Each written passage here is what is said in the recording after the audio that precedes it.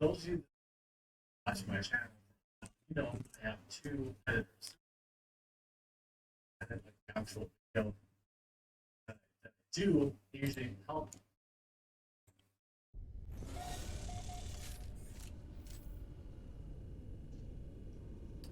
Well, we're back. Bit choppy. Okay, we're good. We're back, chat. We're back. Day 5 of Expedition. Polaris. We are into phase. Did we collect this one? Yeah, we did. Into phase 3. And we're well into it. I don't think we need too much. Actually, I think we can do this pretty quickly. So we can move on to phase 4. I'm still not up in my best health, so I might just do a short stream again today, but that's just how things are right now. Till I feel a little bit better. It's just have to do it as we go, because yeah, my energy gets depleted quite fast, and my pain comes back, and I'll have to just chill. But yep, we'll do as much as we can without compromising too much. And yeah, that's basically it. Recruit three pilots. So I've opened up the slots with nanites already. Shoot down pirates already. Got them a few down. Completes the expedition. So we had one going. So let's get that one recovered or finished, and then start another one.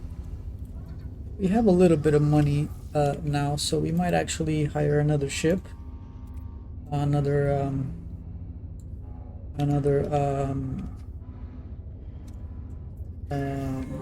yeah, another ship, so we can actually do some more expeditions. So what we got here?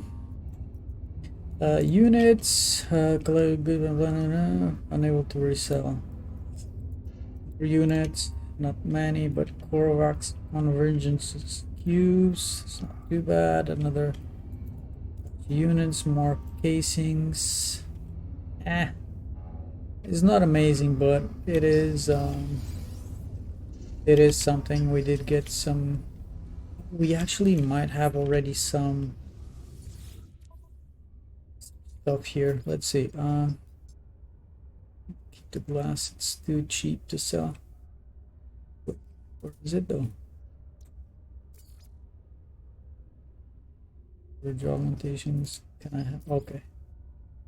So sell.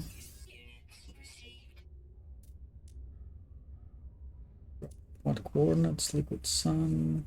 Corvex casings. That's something. How much do we have? 3 mil. Let's grab the gravitinos.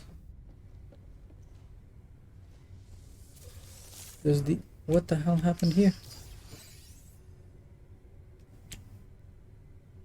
That's weird. Can I? Yes. Why did that didn't grow? That's strange, isn't it? Anyway. From the frost we can make some. Just get it here maybe. Engine modules. Where are these? Starship.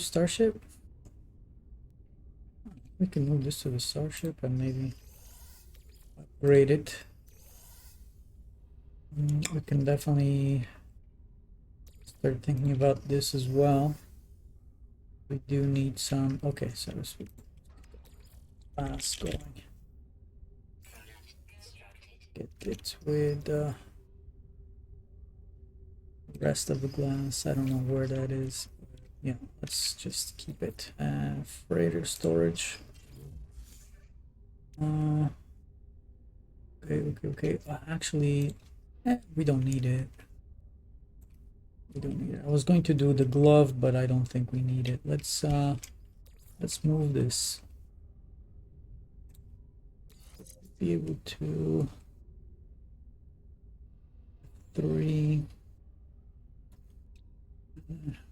4, 4, 3. Can we organize this? Not very well, unfortunately.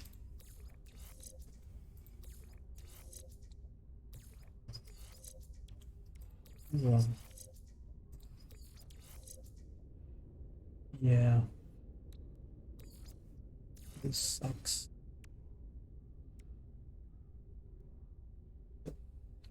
This is 4. Here's 4 as well.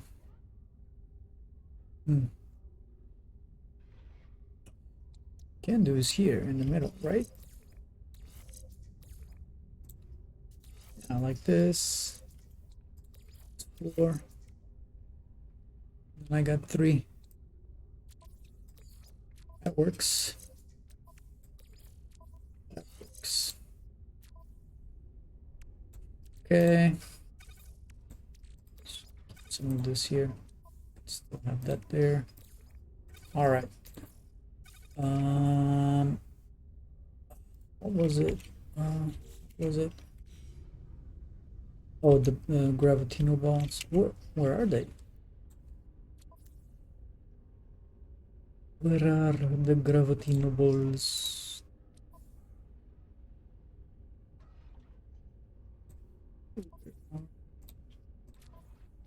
The gravitino balls. Interesting. Let's move this to here. Where? There they are. Let's move this to the exhaust. We're gonna focus also on getting a let's get to a new weapon. Save real quick.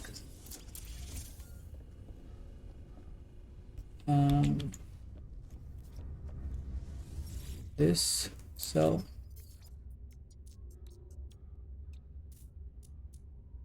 $300K. That's a good chunk, yeah. Definitely a good chunk. It goes up to 4 mil. Hello. Let's see what else can we do here for the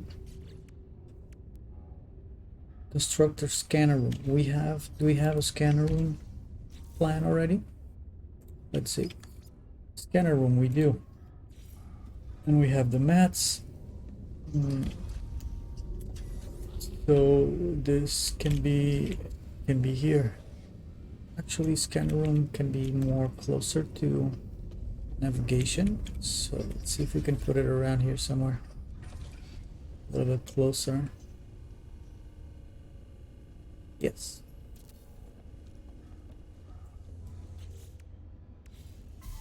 It's Farseer installed. Activate. It's beautiful. Okay. And let's see. Let's get the rewards for this. Lucky trade. Room plans. Don't I have that already? Galactic trade room. Rear glass corridor. And reinforced window. Okay. That's good. Let's get some pilots.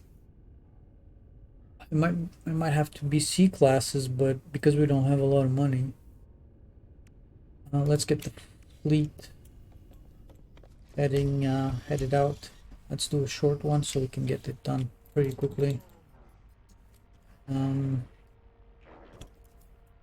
So let's do an easy patrol. There we go. And okay, we don't have fuel.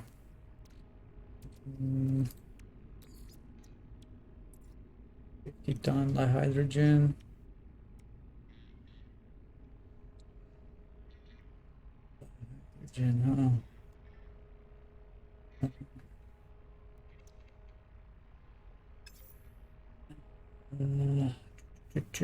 Do we have?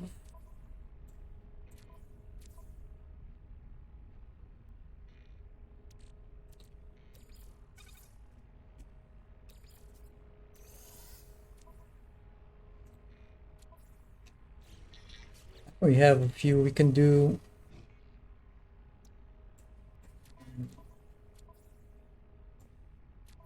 Thought we had more actually.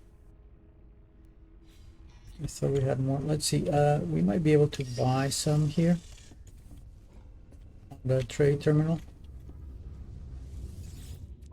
and buy.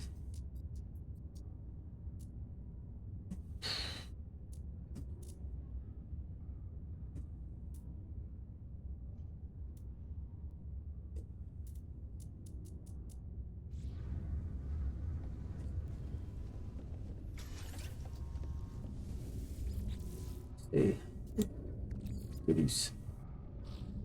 Pure ferrite, starship freighter.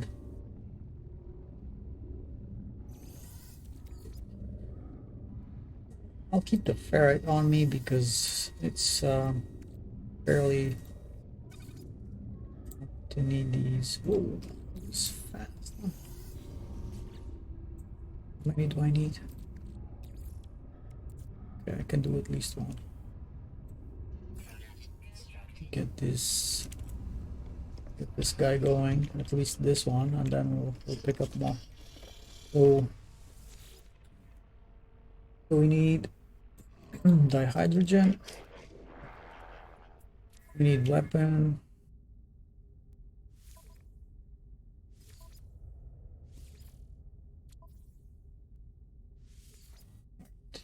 On. And we are gone as well. Let's see. Pirates.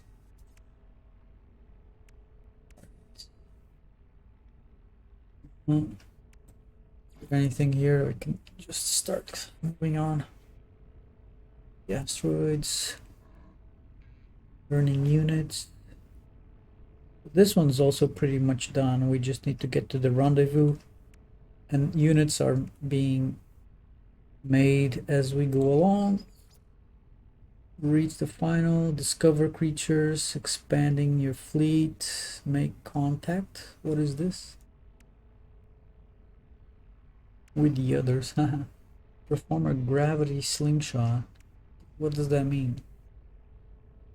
Does it mean going into a black hole or something? All right, seems that we're very, very close actually. We don't have any hard hard tasks to do, missions. It's just stuff that takes a little bit of time. So let's get on the ship.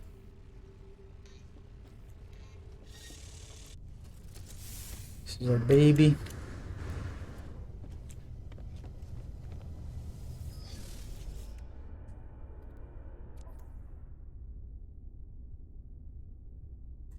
I'm gonna do that because it's gonna. Let's keep it like this. Remove these upgrades, maybe? No. That's fine. Okay, ship.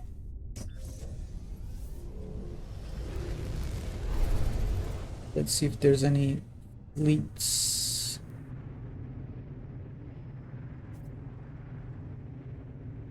We need space station, fertilize.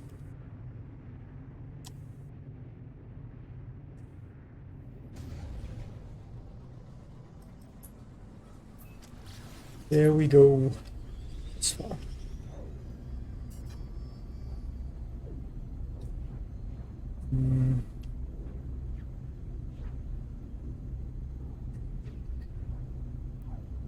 The economy scanner, no, it doesn't help. We could fish for a couple more ships because we have the maps. Ellie doing that. Yeah, we have a bunch of them, so we can just spam them. We can go to the next system and spam those. And that way we can maybe get lucky. It's taking forever.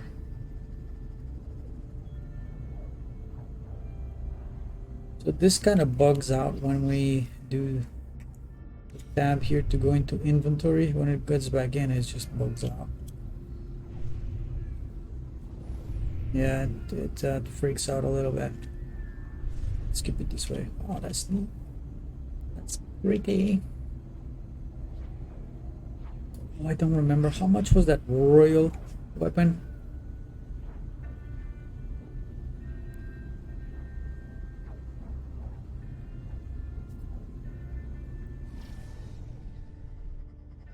I think I did something.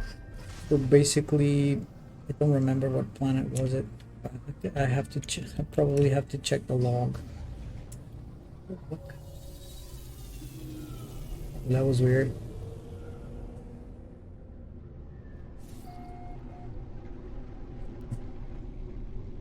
I wrote down the coordinates, but I did not put the planet down or the system, so I just have coordinates. So I don't think that was a very smart move. Let's see.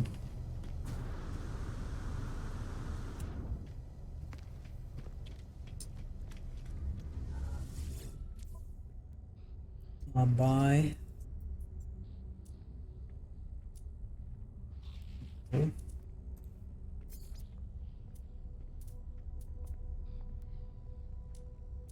No. I didn't see any fleet. The other side. Is that it sounded like a ship, but it was. Let's see, what do we got here? What?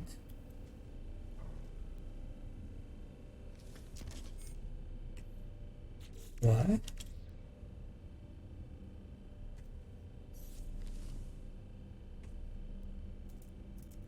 What? Utilities. Swap multi-tool.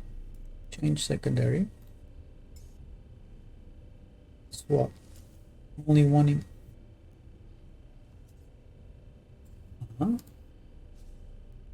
This is very strange. So why don't I have a weapon here? Because first of all, I didn't buy it, and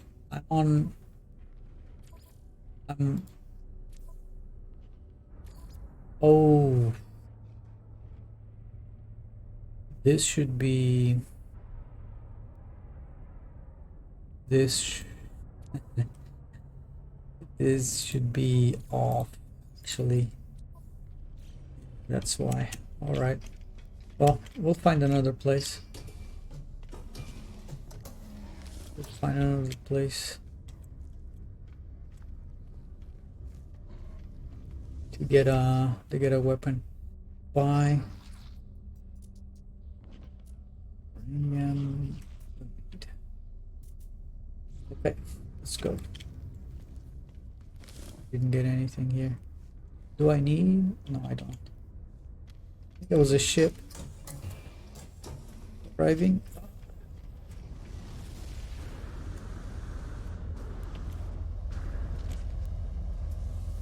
Sir, they want to join my crew. Recruit life. See.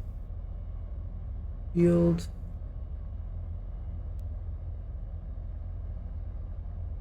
What's the cost though?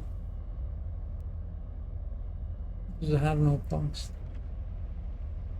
If it has no cost, maybe I'll just get some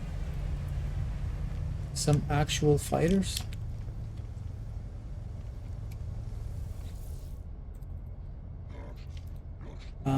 Recruit B. I'll have you recruit. No, don't go away.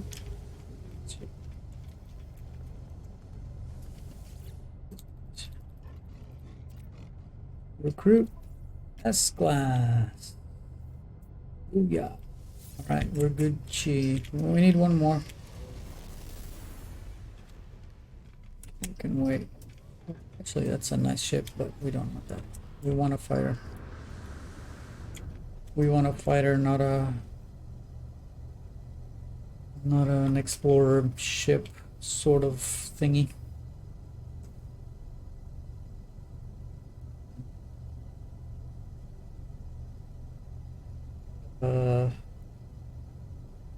Did we put a... We did. I think I put a save beacon on the Royal Weapon Tank, which should be visible. What I'm not sure about is the color that is actually giving me, because it doesn't seem like that's the color I made. I think I did it, I gave it a yellow. This is just showing me some gray stuff. I'm gonna get that shit, that's for sure. Monkey ass shit.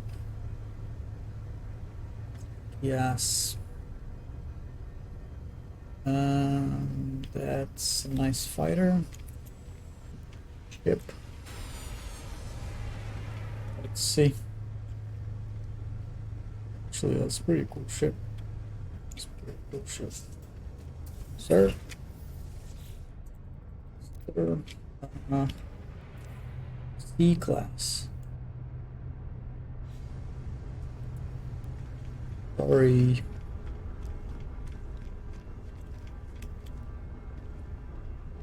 Minimum B. Absolute minimum.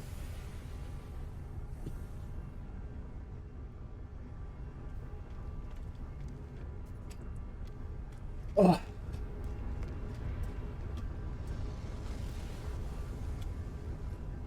Get the red and yellow. Ship's nice. I like my ship. Wouldn't it be nice that we could see inside the ship? See the control panels? Oh my god, what the hell is this? That's a weird ship. Oh. Oh wait, a little bit more. Just a second.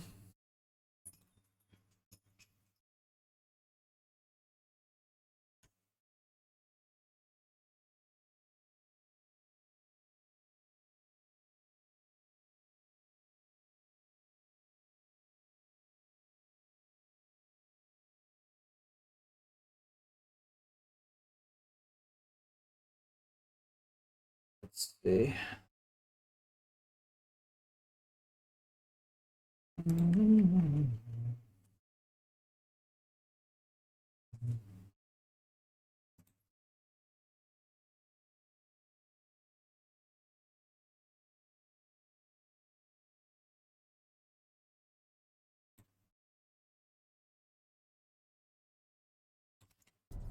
See.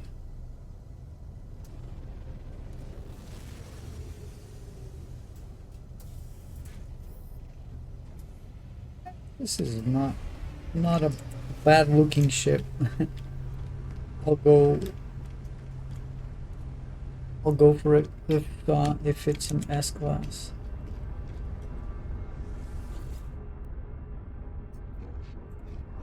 Three, 8. It's fine. Excellent. Good.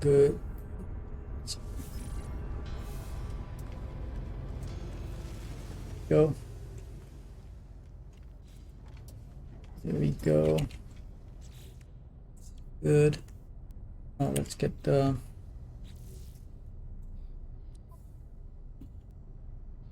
reward.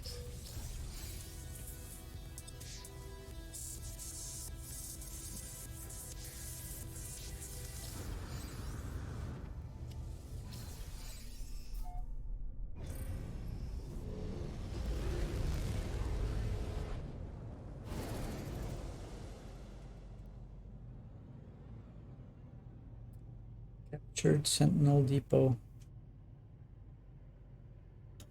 Captured Sentinel Depot. Okay.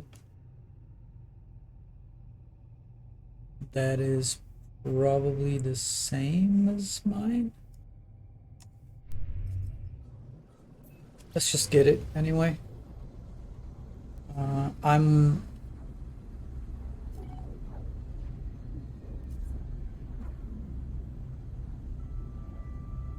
new mission.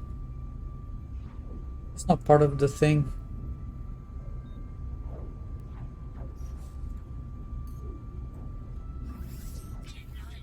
It's not part of the expedition, so I'm just gonna ignore it.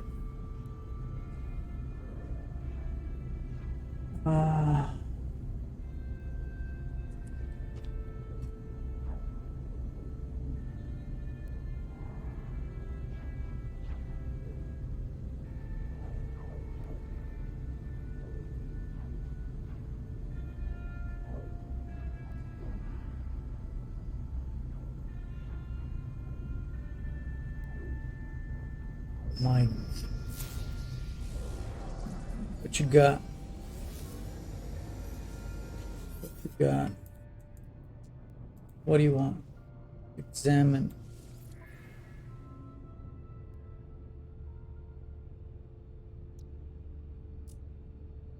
That's it. Thank you, but no thank you. I think this was the, yeah, I think this was the planet that we did the same thing. My god, my pulse drive is slow.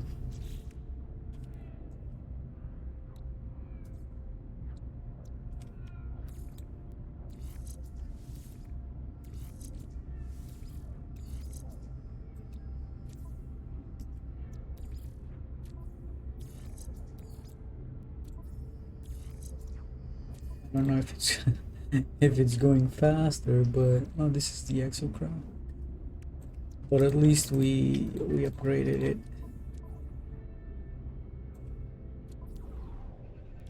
Thrusters. We actually, yeah. Just do this.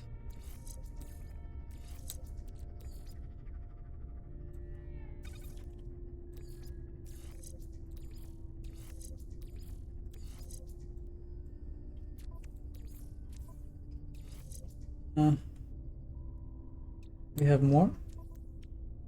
Yeah.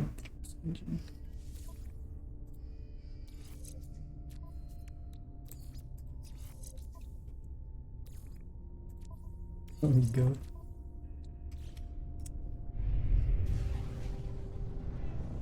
I don't think this was the planet. Is that? One.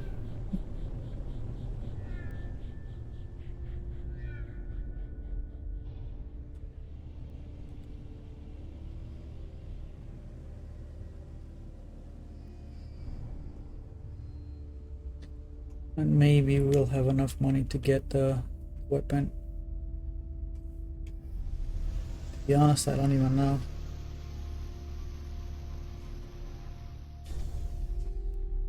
Great job. Landed right on top of that stupid thing. We need a bunch of animals as well, so let's get them identified. This is cute. Cute little animals. What's that? So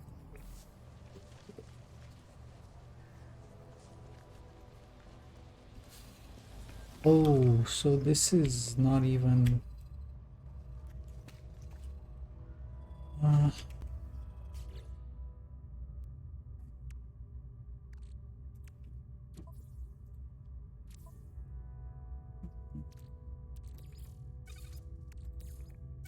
this is not what we thought it was.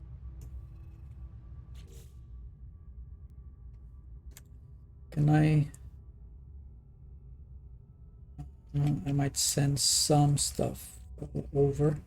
Like this, for example. This. Great.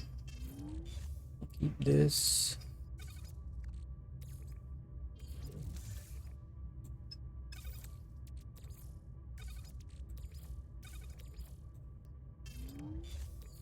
This should be pretty GG. Let's see.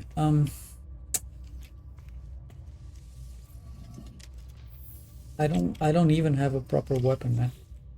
So hey Karu, how you doing, man? What's going on? Hey, I needed one of those. How's it going?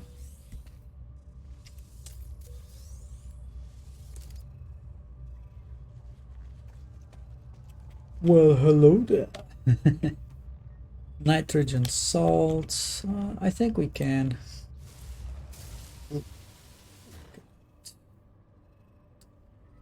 Cannot. I need a weapon for this. I can't even damage this shit with a mining thing. Cannot even damage it. What can I do here?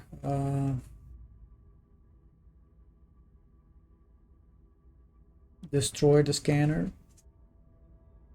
Dismantle the scanner. Get the weapon.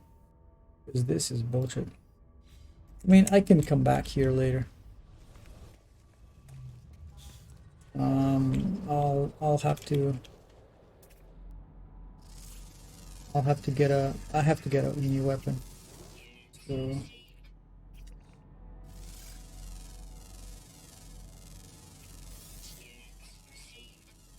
oh really? Nice. Well done. Did the birds were the birds happy about it? Did they make a did they give you a 5-star review on your cooking skills?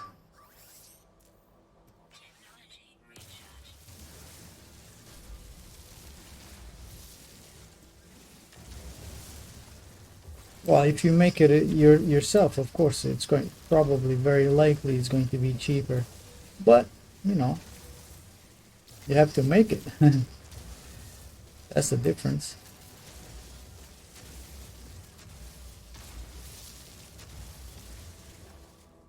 And if it's probably fresh, probably the birds will like it even better, right? That's my guess.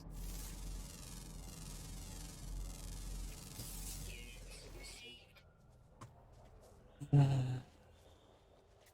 see. Do we have any animals? Any more animals? Oh, there's one. That's cool. I got a bunch. Got a bunch.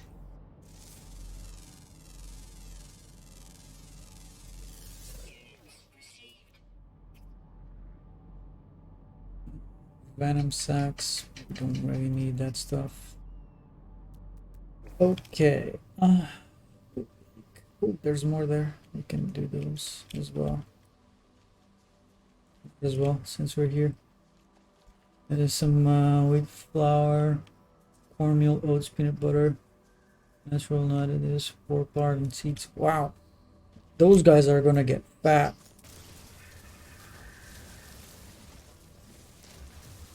Those guys must love you.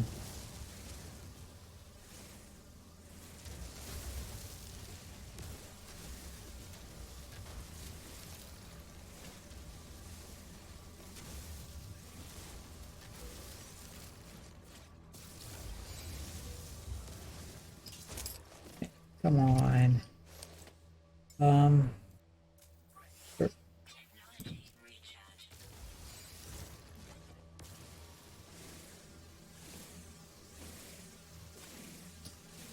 Get some carbon so I can charge the weapon, the mining.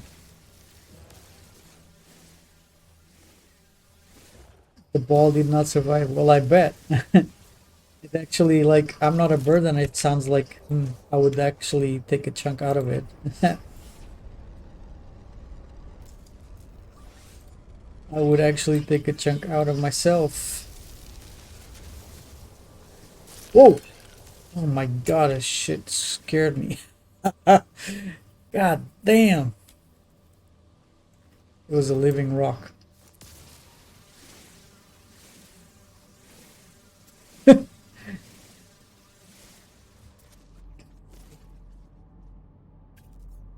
It's cool though, it's so cool. Alright, let's go to the ship.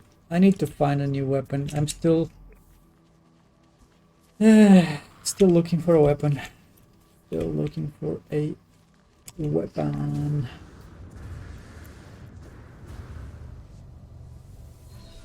Oh, actually, what we want to do is try to see if we can find another ship here. That hydrogen.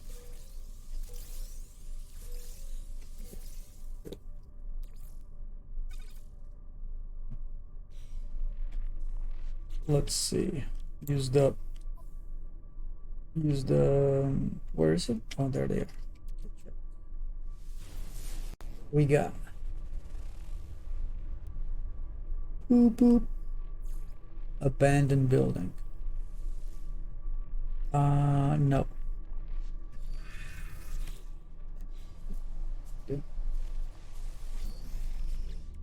Abandoned building. We want a distress signal. That's what we want.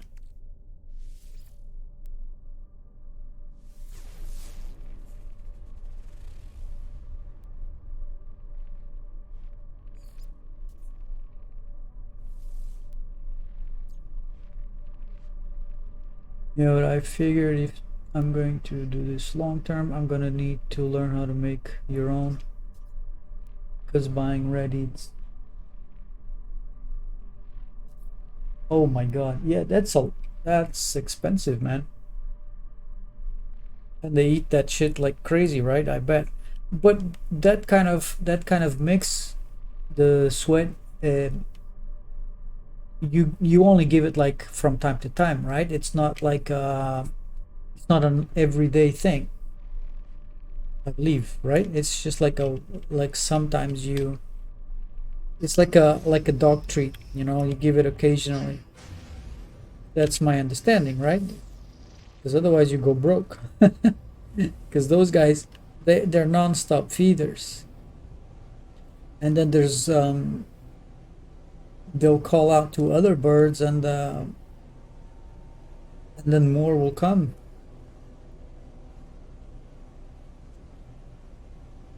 Put out 2 balls every day. Okay. Well, yeah.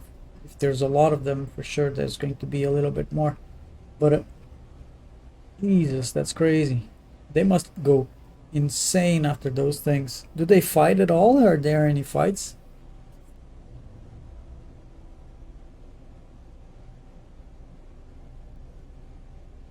I hope you don't have any problems with any bird activists coming by and complaining about what you're doing.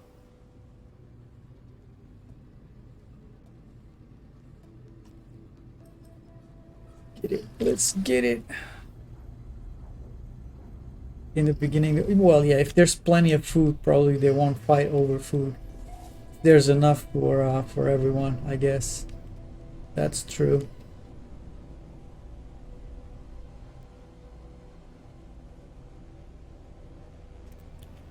Man, there's one there. There's a ship. I can see it. Oh, it's the same as mine. Or not. No, it's not. Oh, there's a freaking... There's a guy there. The rescue. After a while, there was only a location to eat and a pigeon. Oh yeah, yeah. The pigeons are bullies, aren't they? I hear that. I hear that that's the case. Pigeons are bullies.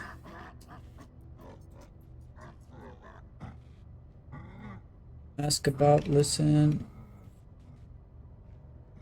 Whatever, man. Just tell me. I don't want to hear it. I'll fix your ship and I'll just be on your way. Reinstall gyroscope. On the hydrogen. There we go. Go on. Fuck off.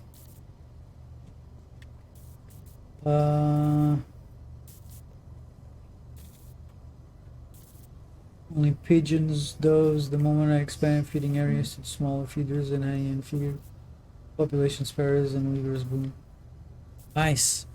Parrots are cool, man. Sparrows are cool. I like them. Yo, bro, I fixed your shit. Just fuck off now, so I can move on. It's fixed. Go. Take off. I don't care. Just running to look at my window. Could count 30 sparrows at any given point. Well, I bet they're happy. I bet they're happy.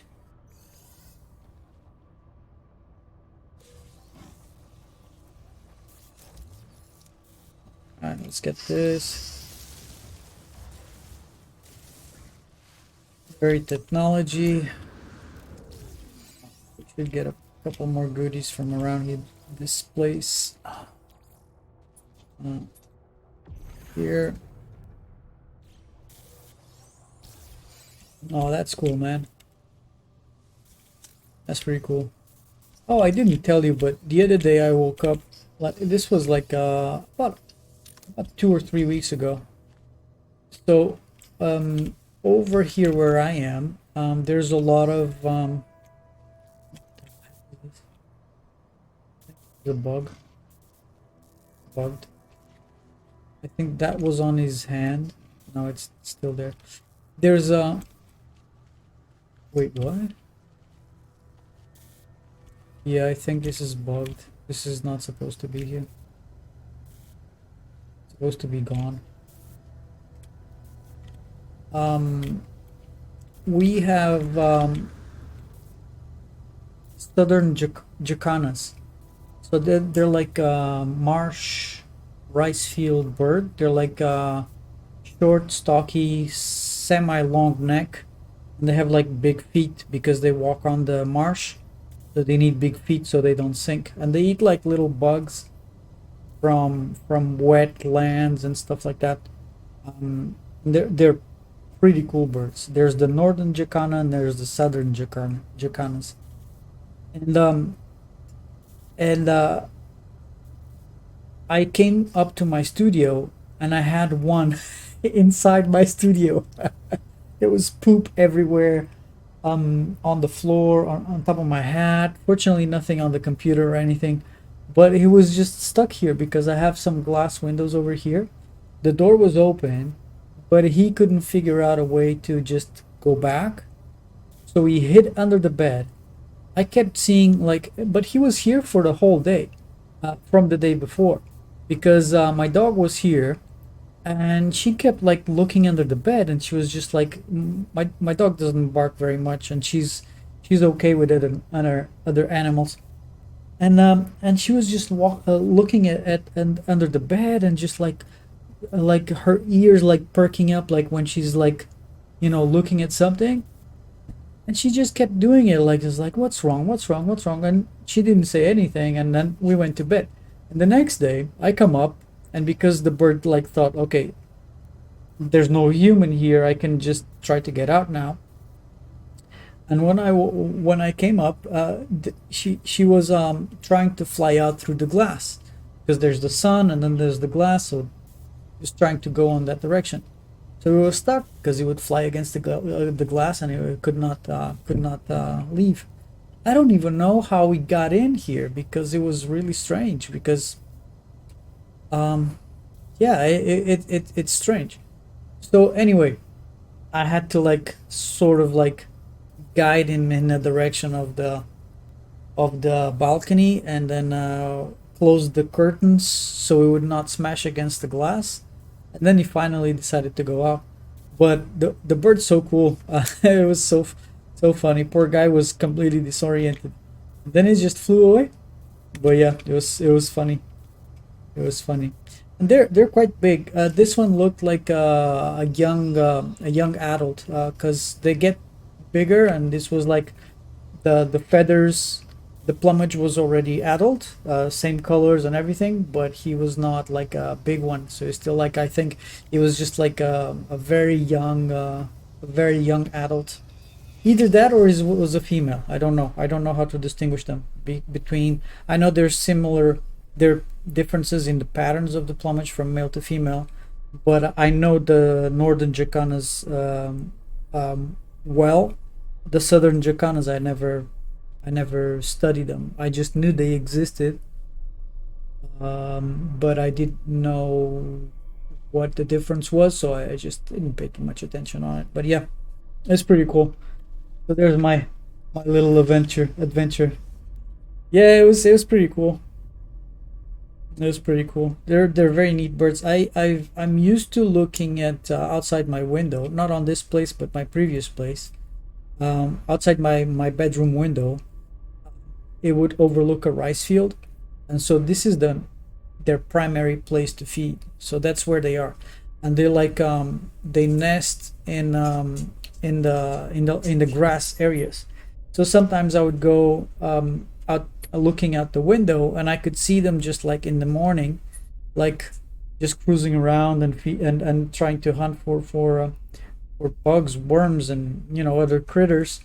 And then I saw them like calling out like a warning call, and I was like, why are they making that noise? Like, it's very weird. As soon as I came up to the window, they started to make this different noise, which is different from the usual, like just normal calls, right? And I was like, why are they making this warning sound? And I was just looking more carefully to the area where the reeds were, and then I saw the little ones. There's like two or three little ones. Oh my god, it was so cute. But they were like juveniles. They were already walking about. They were not like in a nest sort of area. They were already like exploring a little bit out of the nest area. So that was pretty cool. That was really, it was a special moment. I love birds. They're pretty cool. Really interesting stuff. Yeah. Okay, let's try another distress signal. Maybe observatory here, maybe. Hopefully a distress signal. Yes, let's go. Let's go. Oh yeah, there was a small. Yeah, I missed it now. Let me see if I can find a little building here. One of those that have the weapons. It's on the way. Oh no, not as pets. They're too messy and loud, and also like birds are the epitome of freedom. I feel like they get stressed, and it's just weird to have them confined. Um, to actually have them like come to you or something, like that's different, right? That's different. But to have them trapped in a cage, I don't like it. I mean, I grew up with my grandparents having birds like canaries and stuff like that. Even my grandfather at one time he had a pigeon pet. I don't know how, don't ask me, but yeah, he had a pigeon pet. And and yeah, it's just, I think at one point he had like it was not a parrot, it was like those birds that look like parrots, they're green, but they're small. I think they're still called parrots, but they're a lot smaller, right? And he thought he had trained them so well that sometimes he would open the window and the bird would fly out and come back, always fly out and come back. There was one day that he didn't come back. So he was pretty pissed about it. But yeah, it was an expensive bird even, like, but the guy just took off and never came back. So it was funny. But yeah, I don't like them to have them like that. I think it's a bit there's a yellow one. I could take this one. How much is it? Where is it? Where is it? 5 mil. Exchange. I can't even. Too expensive.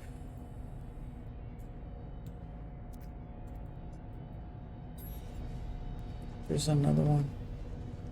Let's get it here as well. Let's get this saved because yeah. Birds love you. Yeah, birds are cool. I like birds. Birds are cool. Put another, you know, save beacon. Get two plates here.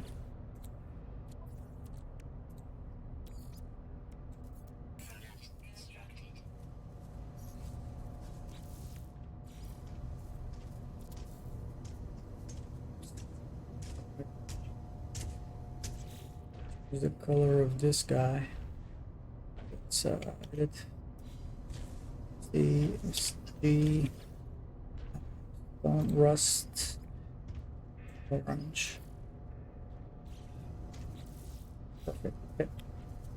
Actually, let's give it a save.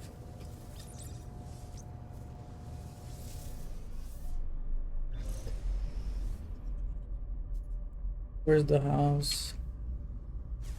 There it is.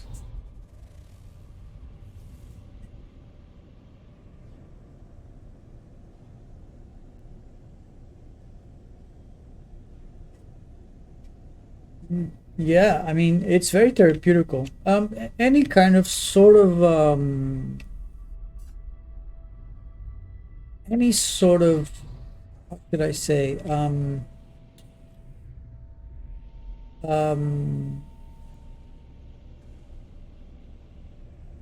activity related to helping animals, same as humans, but with animals it's a different thing. Well, actually it's the other way around. With humans it's a different thing because it requires a different set of skills. But yeah, with animals it's very therapeutical and it's also very rewarding, you know, because it's very interesting because in the end, like, animals are pretty defenseless in some ways, right? And they're at the mercy of our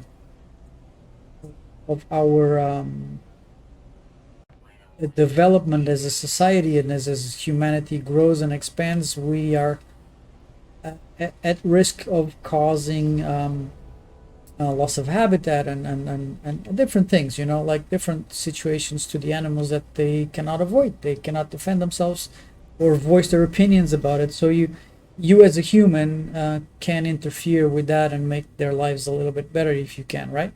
So that's sort of different, and I think it's very rewarding. It's a very interesting thing to do.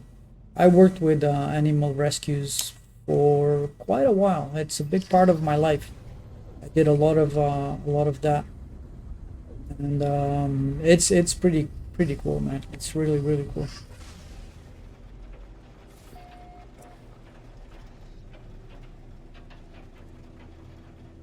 Yeah. When I was growing up, I had different pets, and I had like I found a baby bird that fell out the nest. I think it was a sparrow, but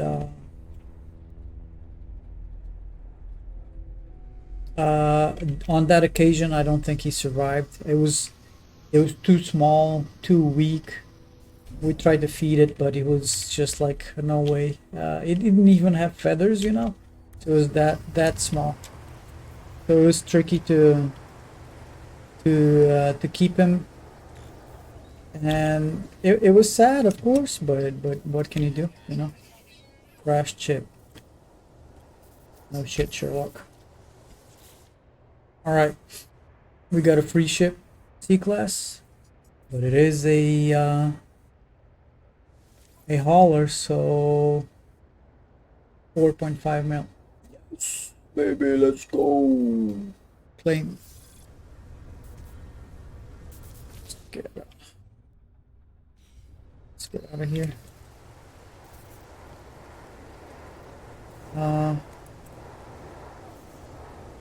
Let's get this. Yeah.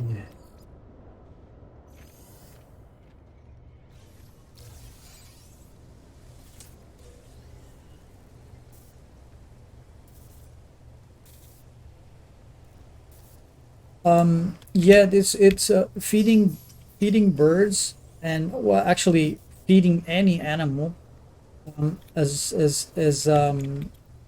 far as I know, is not a very good thing. It depends on the situation, but for example,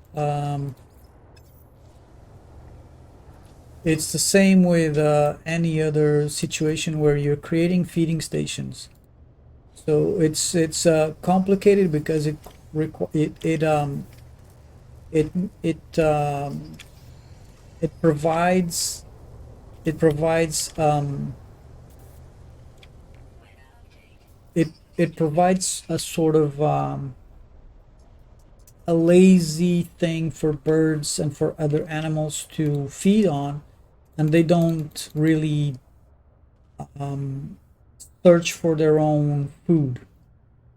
And what happens is that interferes with their natural cycles and natural ability to find food, right? So they stop looking for food and they rely on that source of food that you are providing, and they just use that as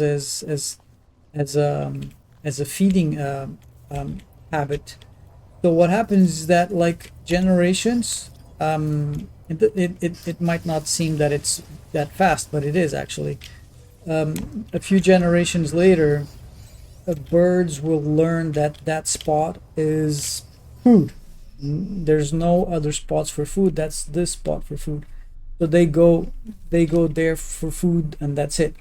So this generates a big cycle and somewhat of a bad situation, because so if you think like, okay, birds are not at the top of the food chain, right? They have predators. Small birds, big birds, they all have like different predators. So what's going to happen is that the predators follow where the prey is. So next thing you know, you're feeding a bunch of birds and you're going to get like flocks of birds, and next thing you know, you're going to have cats or other bigger birds that will try to feed on the smaller birds, right? And then you're going to get like the other animals that eat the bigger birds that are eating the smaller birds, right? So that creates a different cycle. If you're providing like food and water in one place, that really disturbs the ecosystem, the balance, that becomes a problem. If it's too big, that becomes an issue. So you have to be careful, because even though it's a fun hobby and everything, just make sure you're not like putting off like the balance of the situation, and offsetting like those kind of issues, because next thing you know, you're gonna have a big cat on your door, and you go like, oh, okay, what do I do with this? Where did this come from? Well, you know where it's coming from. There was like not a feeding station here before, and now there is, and then there's a lot of prey here, and now there's other things happening that should not be happening. So from a conservation point of view and issues, like, yeah, if there's a drought, if there's like feeding problems in your area, where just like birds are just not able to find, and then there's migration issues. There's cats avoid your yard, because I mean, when I'm saying cats, I'm not saying house cats. I'm saying cats, big cats. I'm not talking about cats, house cats. Because remember where you live, they will come. At some point, I don't know if you live in the middle of the city, that's different, right? But if you live more like in a more outwardsy area, things like that happen, man. Things like that happen. It might seem far-fetched, but that's the way it goes. Like I thought like living in a place where there's no wolves or foxes would just be impossible, and I could just leave my chicken just hanging around and no fences and no nothing. And then one day, having no news of foxes or wolves for decades, one day I just went to my barn and there was like no chicken, no ducks, no turkey, everything was dead. And then we just said like, hey, your dog, my neighbor, like, hey, your dog just came, and the guy was like, my dog's been locked up in a cage. He's just like, he doesn't leave the property. It's just impossible. Conclusions, this happened. And then after that, those things happen even though we don't really know where that comes from. If a big cat comes to my yard, it's going to be my next pet. Yeah, I hope you're strong enough to deal with it though. Yeah. Yeah, but those are situations that if they become too big, then they become a problem. If they're just like, something that it doesn't really is a big shocker, then it's fine. It's fine. So do because like, all right, here's the why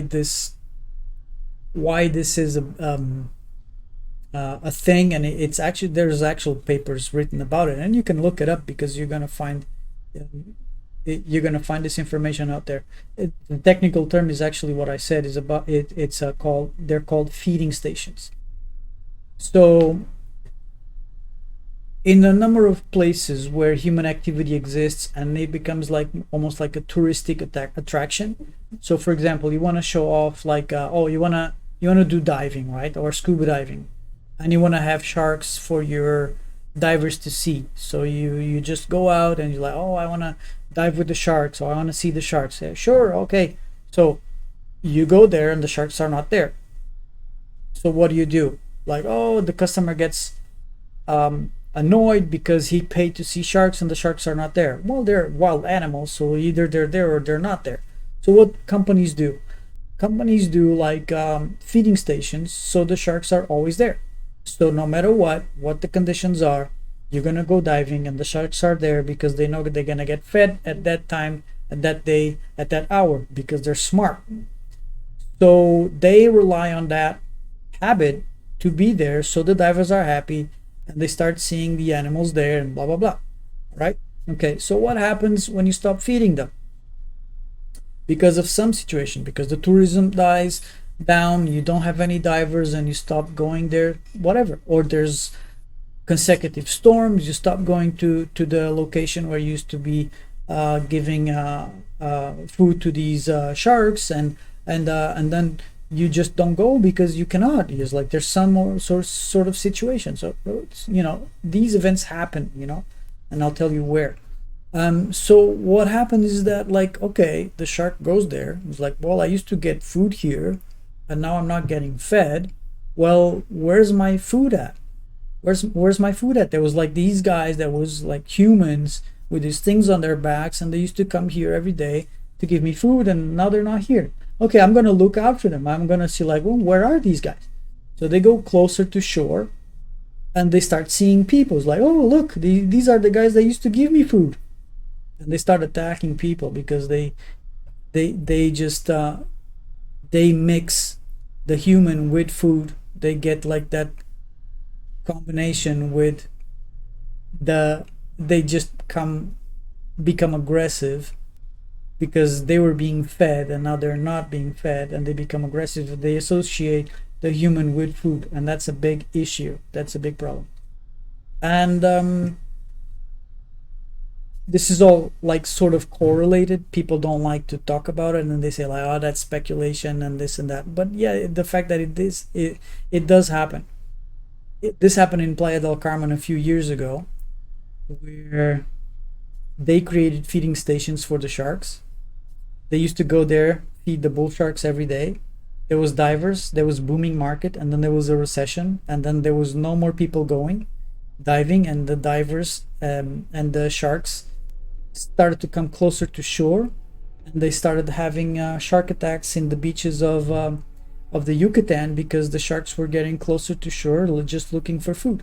They stopped looking for natural sources of food, and they went to the humans, that they started to get used to them, and they saw them as sources of food, and then just started to attack them, like sort of like, hey, you motherfuckers, you used to feed me and now you don't feed me. Bow. So like after these things happen, like for consecutive years they did this, like for almost 10 years, and then like there was 1 or 2 years that they stopped doing it, and the sharks went like zoop near the beach. They had to like to implement all these conservation stories, not stories, like different laws and rules and regulations, because this happened, and immediately these were the consequences, you know. And now they cannot do shark feeding anymore, they cannot do shark baiting, they cannot do any of that. They can only do natural sightings. If you see them, good. If you don't see them, too bad. It's a random thing for seeing wildlife. So these are like drastic consequences, because we're talking about sharks, which is a fucking huge predator, you know. Especially like bull sharks, they're very, very aggressive. So these are consequences that you have. The other, it works in every single, it works with every single type of animal. I worked with marine turtles.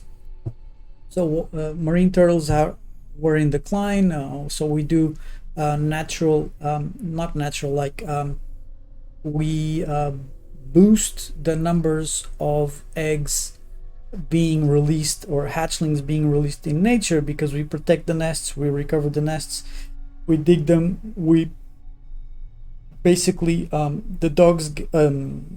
the eggs get hunted down by natural sources and by humans to sell them on the black market, because there's a whole bunch of stuff going on there, and the animals have natural predators as well. So basically the hatching rate towards like human, not human, like to fully growth animal, it goes from a ratio of 1,000 to 1. Like from every 1,000 eggs that hatched, only one animal reaches adulthood. So the numbers are absolutely staggering. So what conservation projects do, they just like they get animals, they get more quantity of eggs, because they protect the eggs, the nests, and they release even more numbers into the ocean, so they can protect the species and hopefully boost their numbers, which actually been happening. And there's like a few species of marine turtles that actually got out of the state of in danger to extinction. So those efforts actually paid off, and they are working. But what happens is that like people didn't know, and they would just go like, okay, we have a bunch of hatchlings, we have a bunch of turtles, we're just going to release them on the beach where, you know, where our little hatchery is, where we do the whole process. We're going to just get buckets of little turtles and just release them on the beach. Problem is that they're natural predators. Anything bigger than a hatchling, like a big fish that eats them, sharks or anything that is bigger than a hatchling, anything in the ocean that is bigger than a hatchling will eat a hatchling, a turtle. So these became a problem, because they started seeing and noticing that there was a lot of like fish being caught on the nets by fishermen in the regional areas that before did not have hatchlings, and now have like hundreds of hatchlings. Like inside their belly there was like 10-20 hatchlings per fish. We're talking about big fish, like really like we're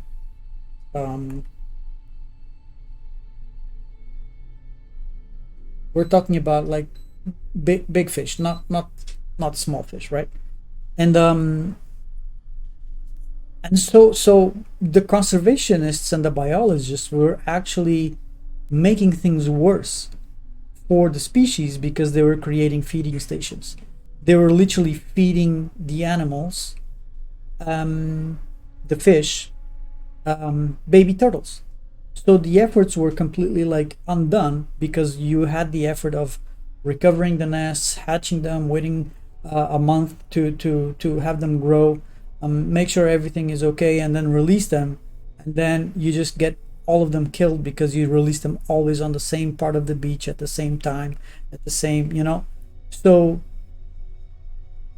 this process is not good. So conservation and issues and rules were made, and things were different, that they make different rules, different laws, different situations. So the hatchlings would be distributed randomly on the beach on a sort of like distributed area. So there was no like a pattern to it that the predators would follow, right? So yeah, that's why feeding stations are a bit tricky, because they do condition the pattern and the behavior of the prey and the predators. So yeah, I'll shut up about it now. But yeah, as long as you have it under control and it doesn't grow exponentially, you should be fine. You just need to be, aware of consequences. But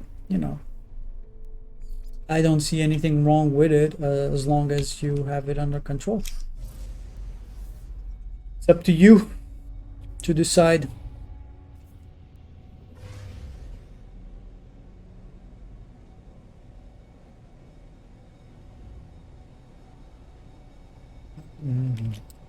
Let's see if I can find a little outpost here. I still haven't found one. There's like the big I could actually go sell this. It's like 4. I have 4. Maybe I can scrap this hauler to make money, and I'll get the royal. Could do.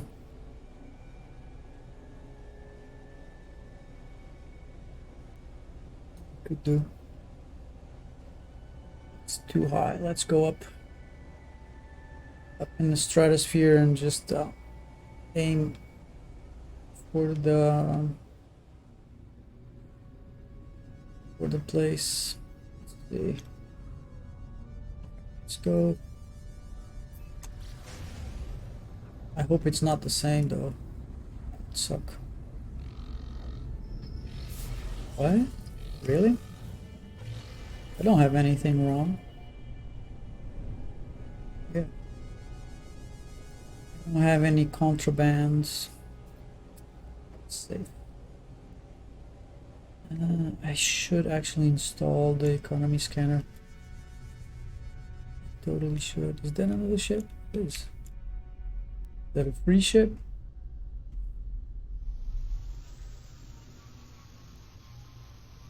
Please.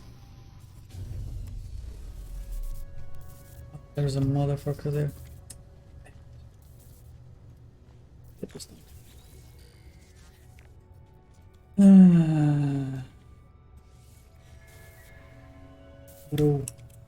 Bro, tell me what you need. I don't understand. Offer yeah, sure. We need to kill some pirates anyway, so we can do that. We can do that. We can help him with the piraten. Shit, where is it?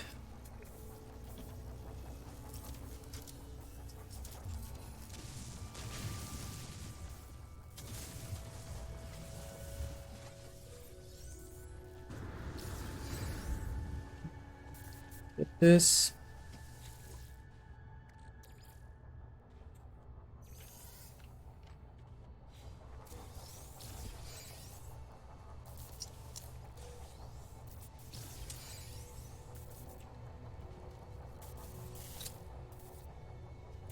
Okay. I mean, yeah, we could, I did. But now it's easier because I have,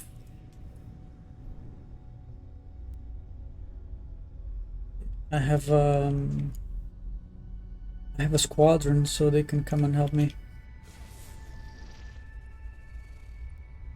Where are these guys?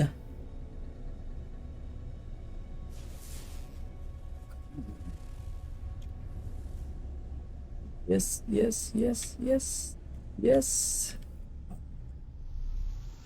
Let's see. First one I find in a while. I need to go into space. Alright, let's see if we get a weapon.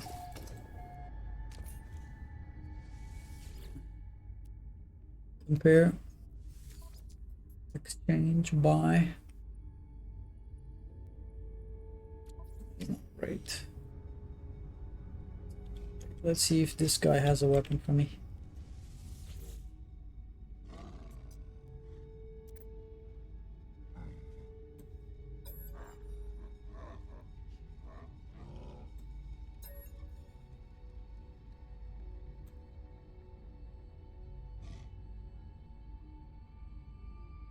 I pause considering the offer only this creature outside in row size is a trap, but test that order indicates willingness to trade. Metal or units?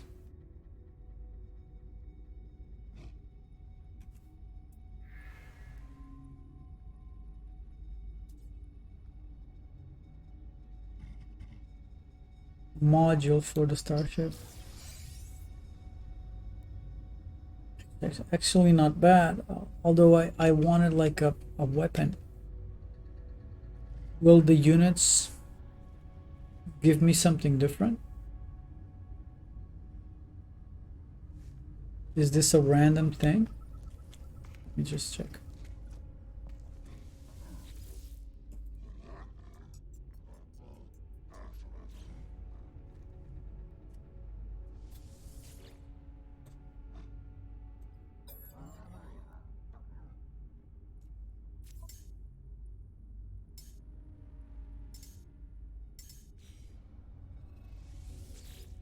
I think I will do a refresh on this one. Purchase components. Double mirror. Didn't I need one of these? I think I needed one of these.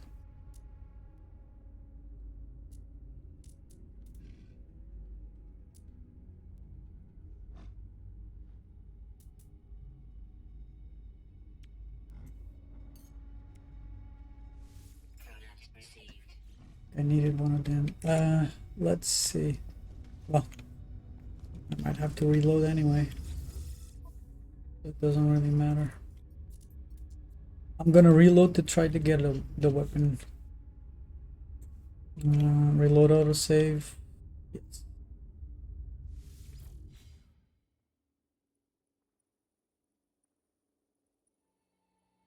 Yeah, it's a tough thing to know when you are doing more bad than good. What I can say is, for quite a while, I've been looking at the skies and noticed a serious decline in bird life. Unfortunately, cities are terrible for bird life. Yes, they are. But that's even one more thing to take notice is that if you do live in the city and you are calling out more birds, then that becomes an issue. Oh, look, it actually changed. But be happy with this one actually. 1, 2, 3, 4, 5, 6, 7. 1, 2, 3, 4, 5, 6, 7, 8. Damn, that's not so good.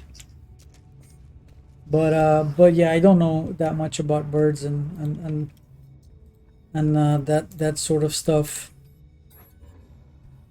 But yeah, I don't know, man. Just do what you think it's best. you start noticing anything weird, then change it. I don't know. You know what just happened? Toggle the torch.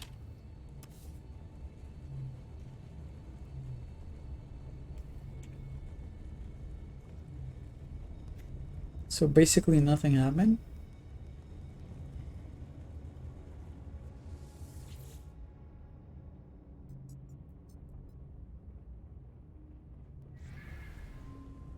So nothing happened.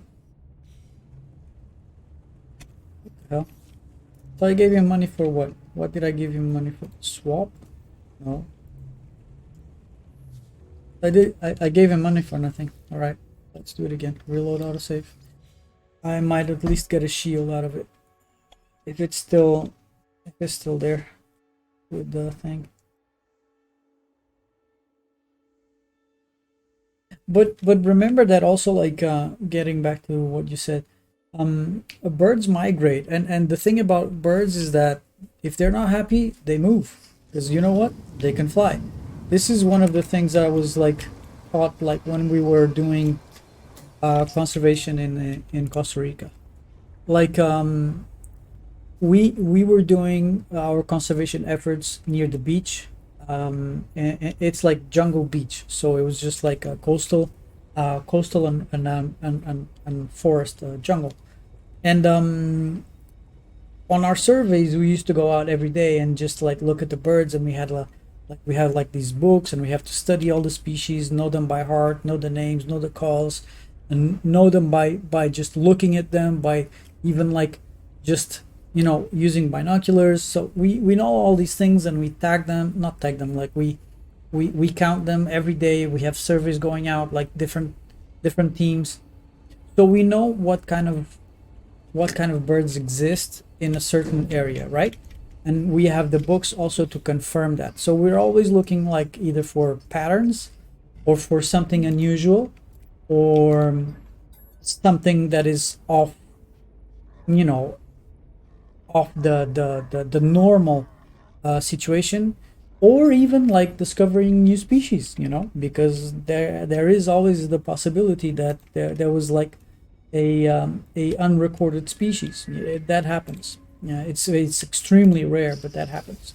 So there was one time that we started seeing a bunch of birds that were not supposed to be there at all. In coastal lowlands, jungle meets ocean, jungle meets beach.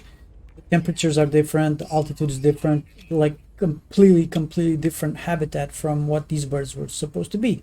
So we were very confused, because like one is a fluke, one is like, okay, one, it happens. But then more teams were going out, more surveys were going out, and they started noticing like more and more for a few days, for about a week, and then they just disappeared. And we were like, this is so weird.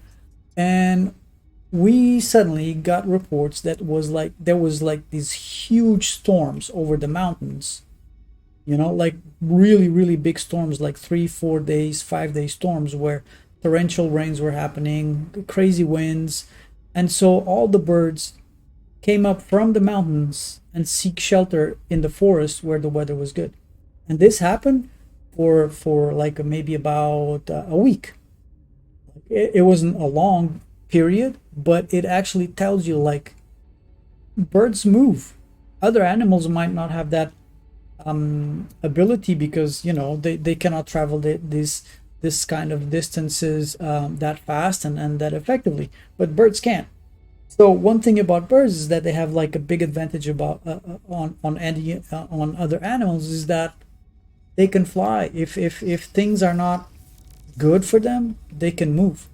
So that's pretty cool. Like that's why you have migrations. That's why you have all those sorts of things that you know um, you don't have with other animals in such a more obvious way. So if there's pollution, if there's no food, if there's no water, if there's any sort of like human deterrent that they are not happy with, they can move. So there's that, right? So that's the thing. Like if the habitat is not according to their needs, it doesn't meet their needs, and necessities, they will actually move. But there's the situation where it's good and bad, which is when you alter their habitats by creating a feeding station, and and then that might interfere more with uh, with their ability to hunt and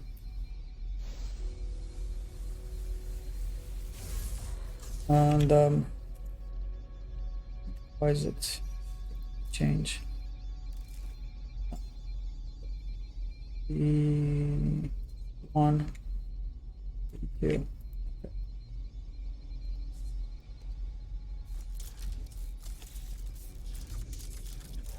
Okay, makes more sense. But yeah. Fortunately, if that becomes an issue, birds can move, right? Birds can move, and that's like something that it's a bit better in terms of like consequences. Like if you have some sort of ill effect on the habitat, at least you know that if there's any predators or anything like that, they can actually move. They're not like as affected as other species that are less defense. They have less defenses and less reaction to those situations. I just read that they put a tracking chip on albatross. Yeah, it's pretty insane, isn't it? Yeah. So, like for example, in Portugal, where I live, where I used to live. Now I'm living somewhere else, but where I'm from, um, we have we have drop bot. It is. We have how do you call them in English? Stocks. You know what stocks are? Yeah, starks, storks, starks.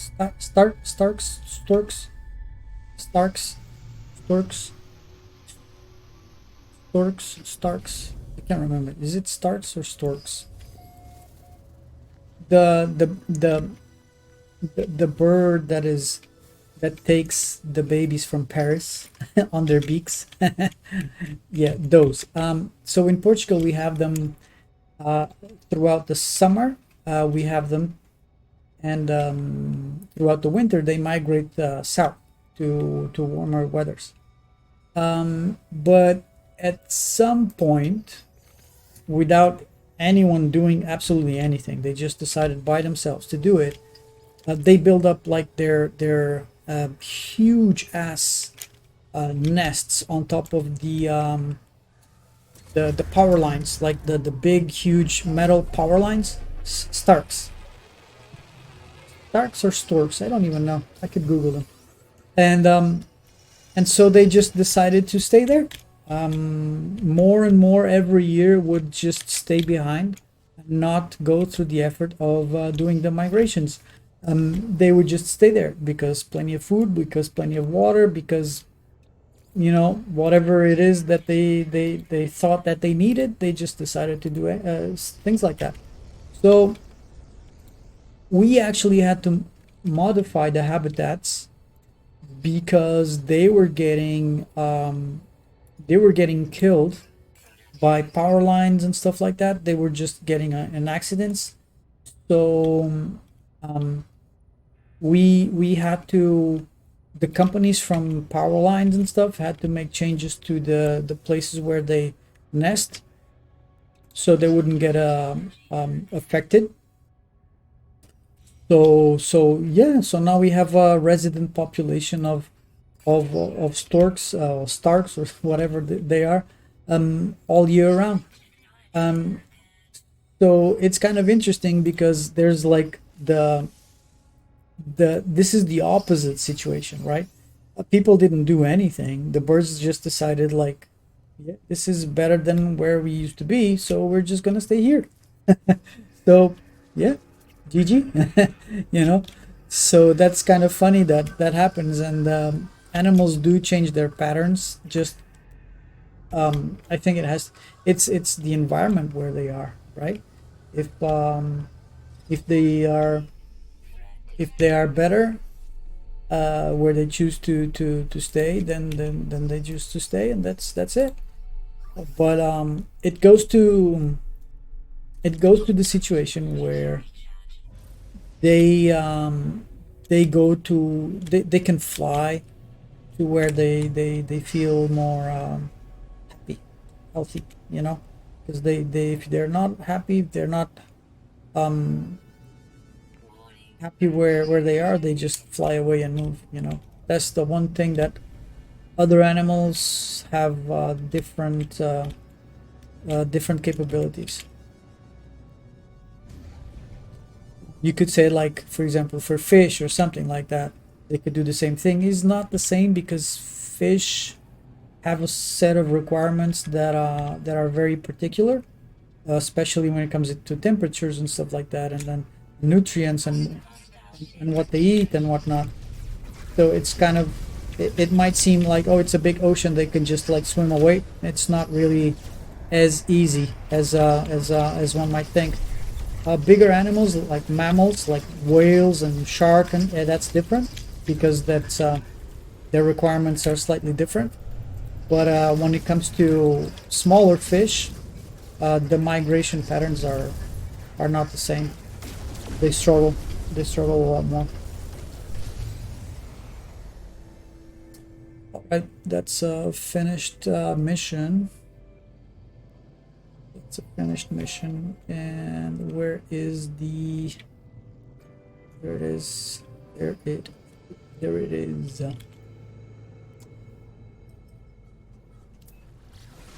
Oh, look at us talking about playing video games and talking about wildlife conservation and shit. It's crazy. Oh my god. It's getting hot today. Let's go like this. Oh.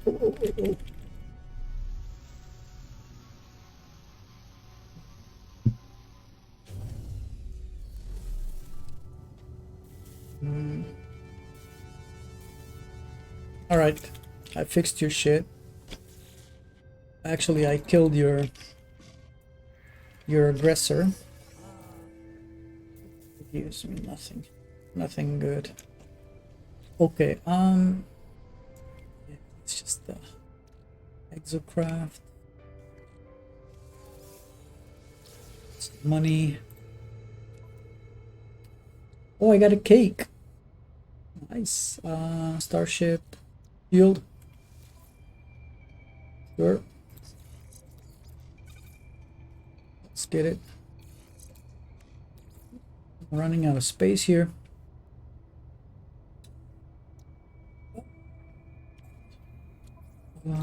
Okay, let's put this one there since it's just a single one. And let's put this in the freighter. Need this now either.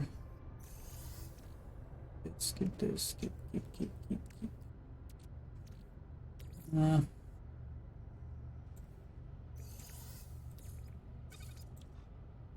Interesting. Okay, let me put this in the cargo.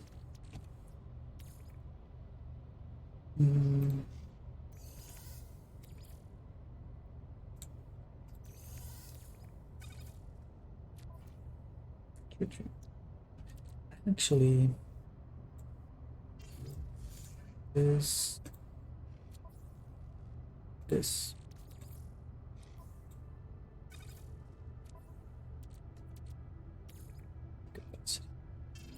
Makes more sense.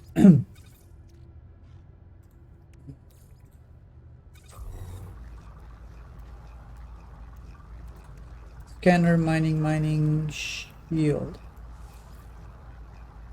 Shit.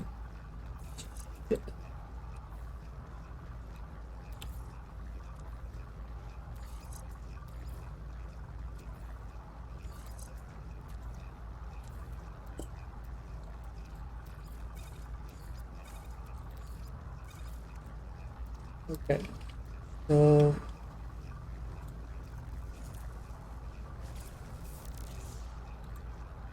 it's a scanner.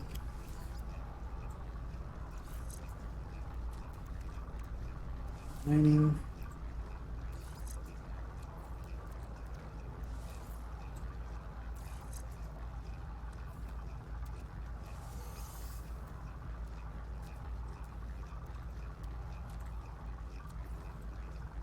The hell?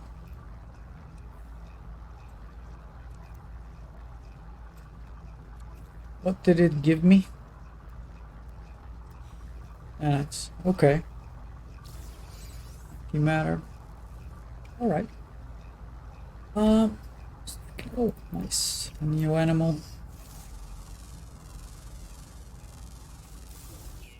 Let's see.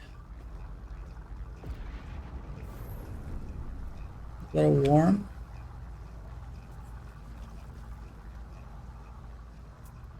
Oh. I think we're getting close to getting all the birds done. All the animals. Let's see. Expedition. Shoot down pirates. Complete fleet. Fleet missions 5. Shoot down pirates 6. I still need 10.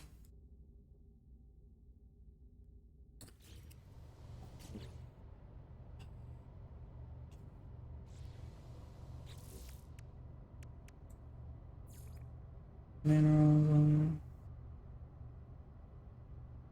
15 minerals. 50 asteroids. Yeah, three more creatures.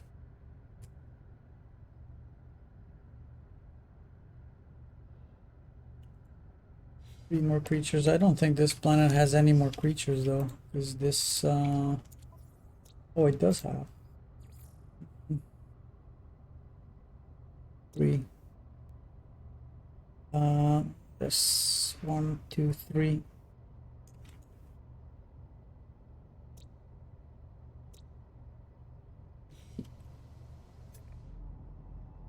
Let's see if we can spot him from here. Not, we'll just. Might be just easier to go to another planet. Oh, there's one. Let's see if we can get it.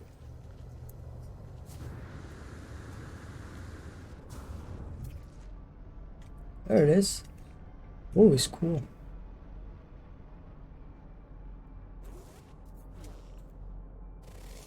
He's weird.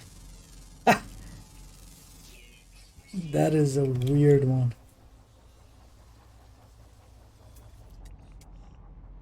You are so ugly. You are so ugly. All right.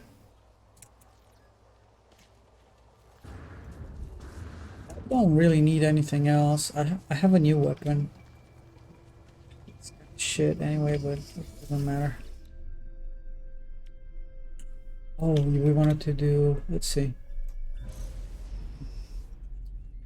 We have a weapon now. Actually, do we? Oh yeah, we have the javelin thing. Okay, I think we can do this. Let's try to find that base so we can. Is it here? It's.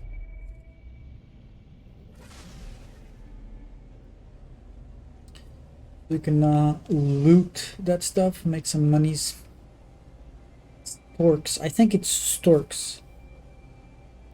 I think it's storks.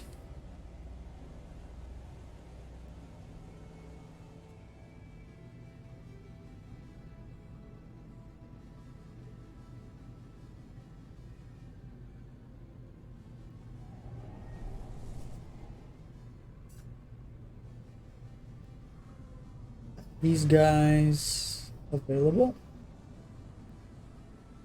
Because we can do that. Maybe hire a couple more. Yeah. Let's see. Recruitable.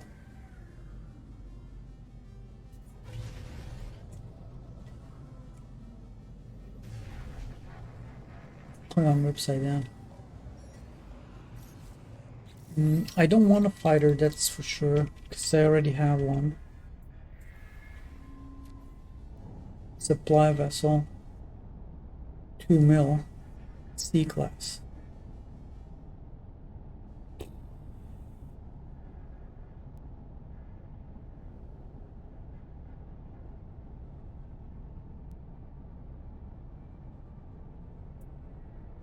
I hate it, but okay.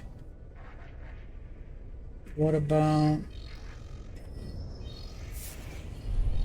I don't have anything. Yeah, I don't have anything there. Let's see this one.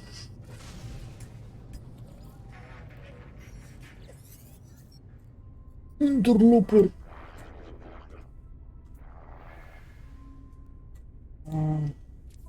B class.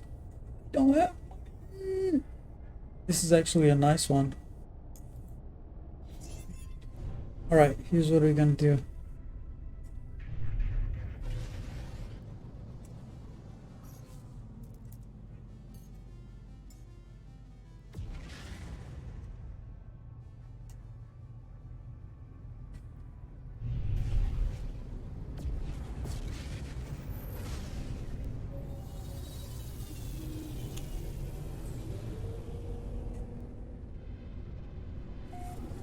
We're gonna try to sell some stuff. Make a bit of money back. So we can maybe get one more freighter. Get that. Let's see. No. What? What's this? Feed vessel? Adjust and distribute. What is this?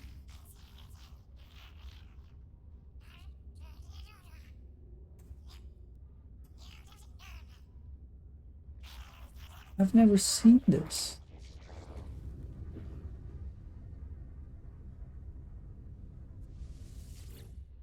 What the hell is this?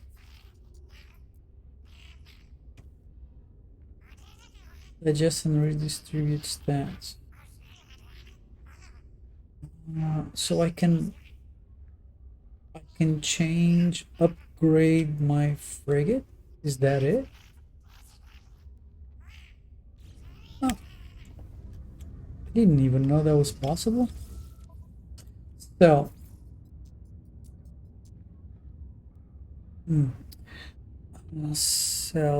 might sell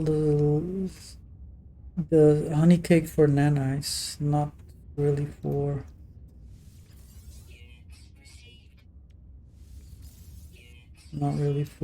money, for units. Exosuit, starship. Okay. No. Raider.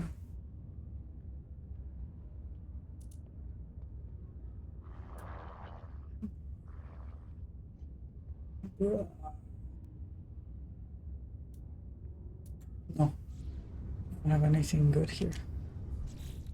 So good. Let's see if the mission's back. That way maybe we get something. Who knows? It was the brief.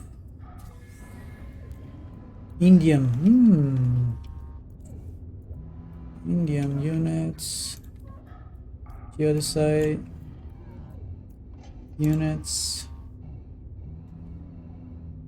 Well, that could be worse. We got 2 ships now. Let's get 2 more going. Let's 2 more going. Missions, we have. Let's send out a combat. I think I have.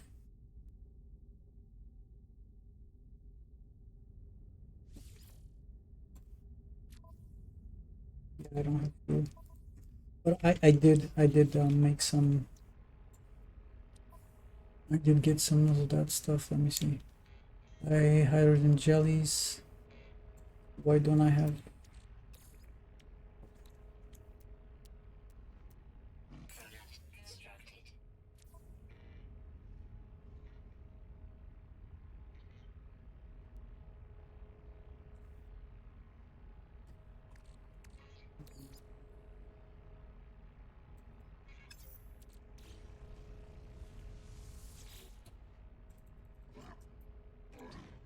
Additions.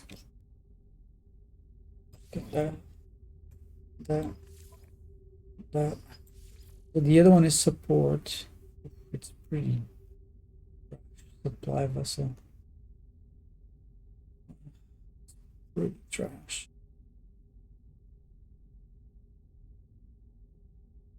All right.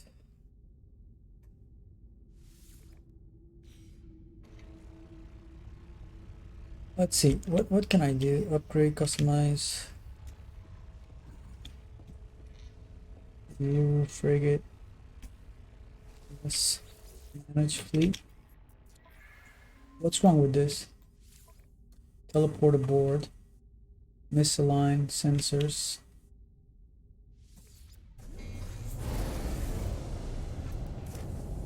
Okay.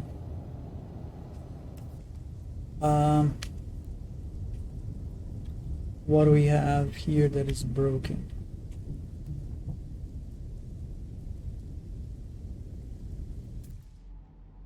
Where's the broken thingamajiggy? Let's see. Something broken. We don't know what it is or where it is.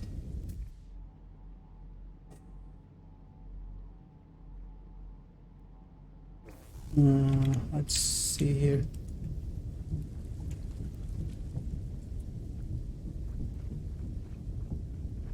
Is this broken?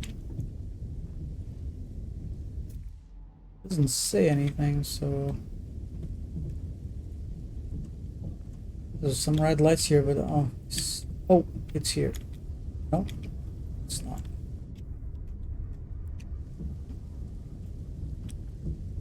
Some red lights, but nothing is happening.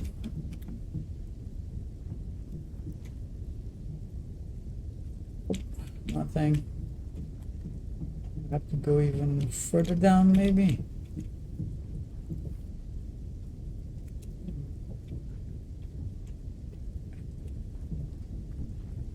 Lower.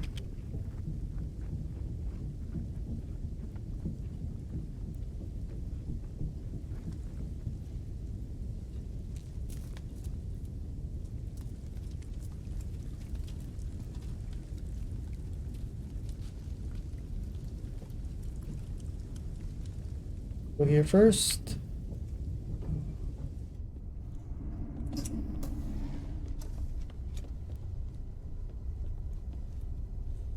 Well, where the hell is my broken thing, man?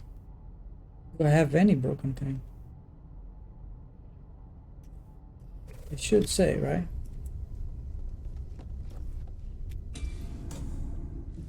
What went up? In here.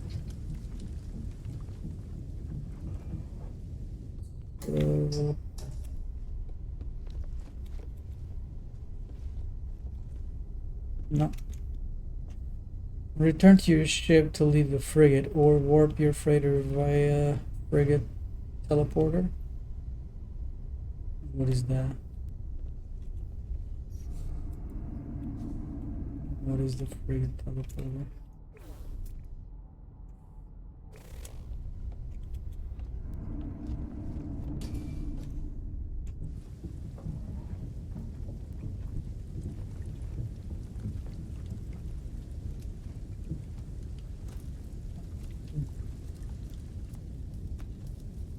Be honest,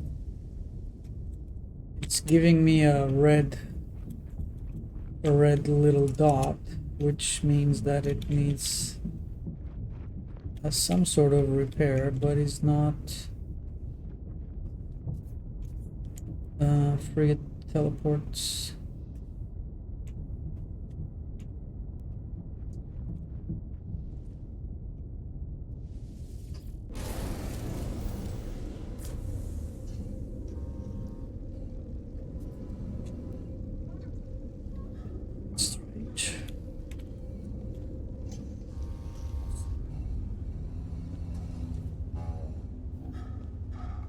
Oh yeah, let me see. That was...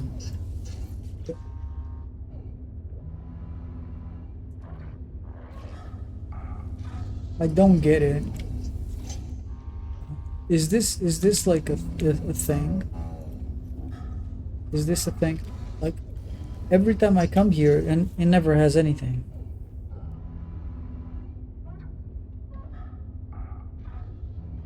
Why doesn't it accumulate? It's is this bugged or is it not? I'm not I'm not doing this correctly. I don't know how that works.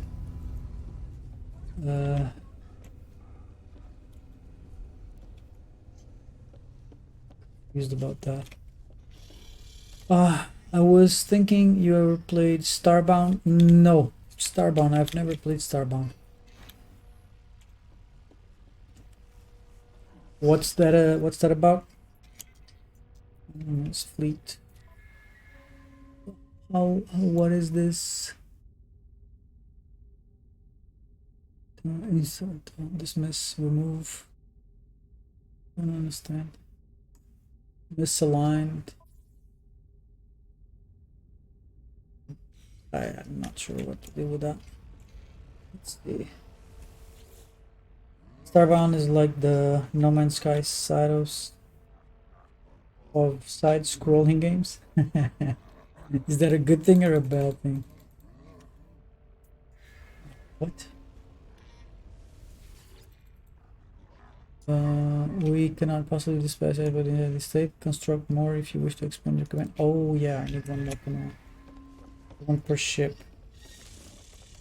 Let's get a new command center next to that one.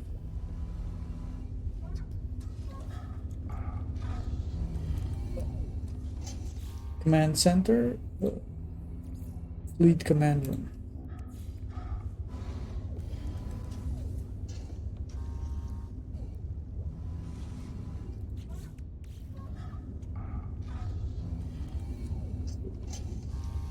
Yeah, isn't it?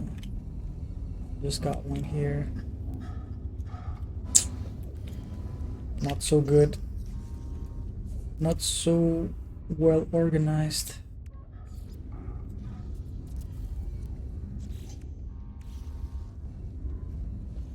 Okay. And it's like if Terraria and No Man's Sky got slammed into one game. Oh, sounds interesting.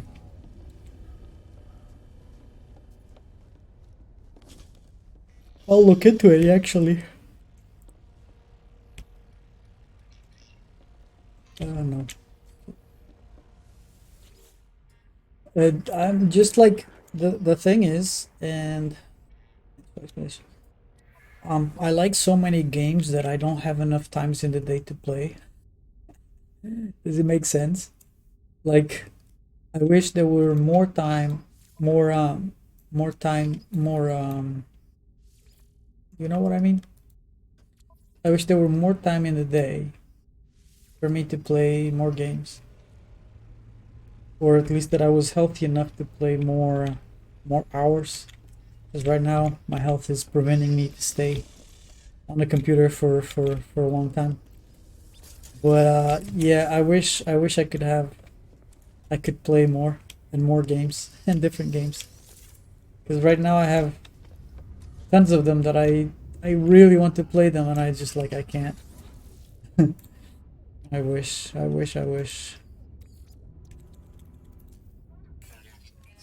Get these there and there.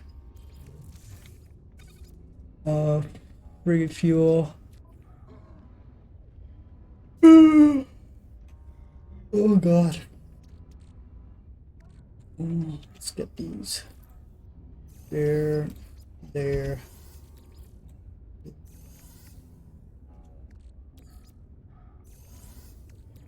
And I'm already like, oof, I'm beat already. I don't know if you've noticed, but I'm getting pretty tired. My eyes start to cave in. My energy starts to drop, and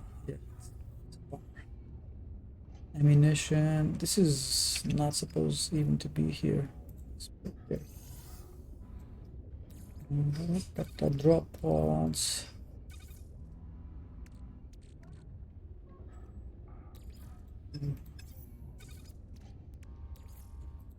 Arms. Data.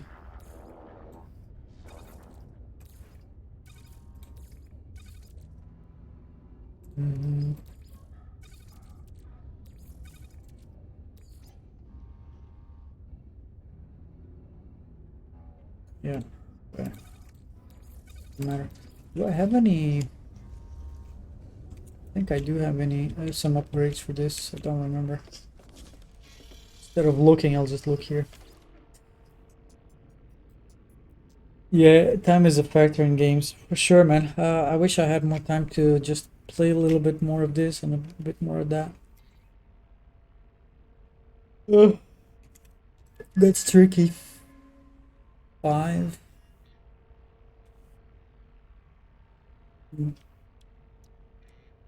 Warp core. Oh. Two drones. Mine. I think I'm gonna go there. I'm not gonna spend it. Okay. I'm not gonna spend these. I think I had like the mirror thing to do these appearance modifier. Carbon nanotube solar mirror. Didn't I? Oh, I reset it. Did. Great. So I don't have it. Is it a requirement? Phase 3. Complete. Complete fleet. So there's 2 more going out. So that's finished. Shooting down pirates. That's. Yeah. Units. Okay, let's go. Let's go here. So that means where is it? There.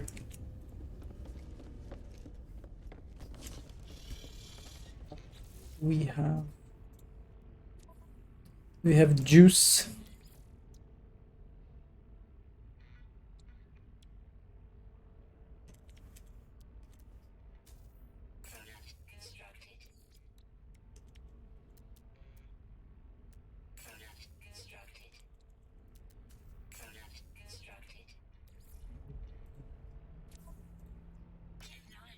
We do now.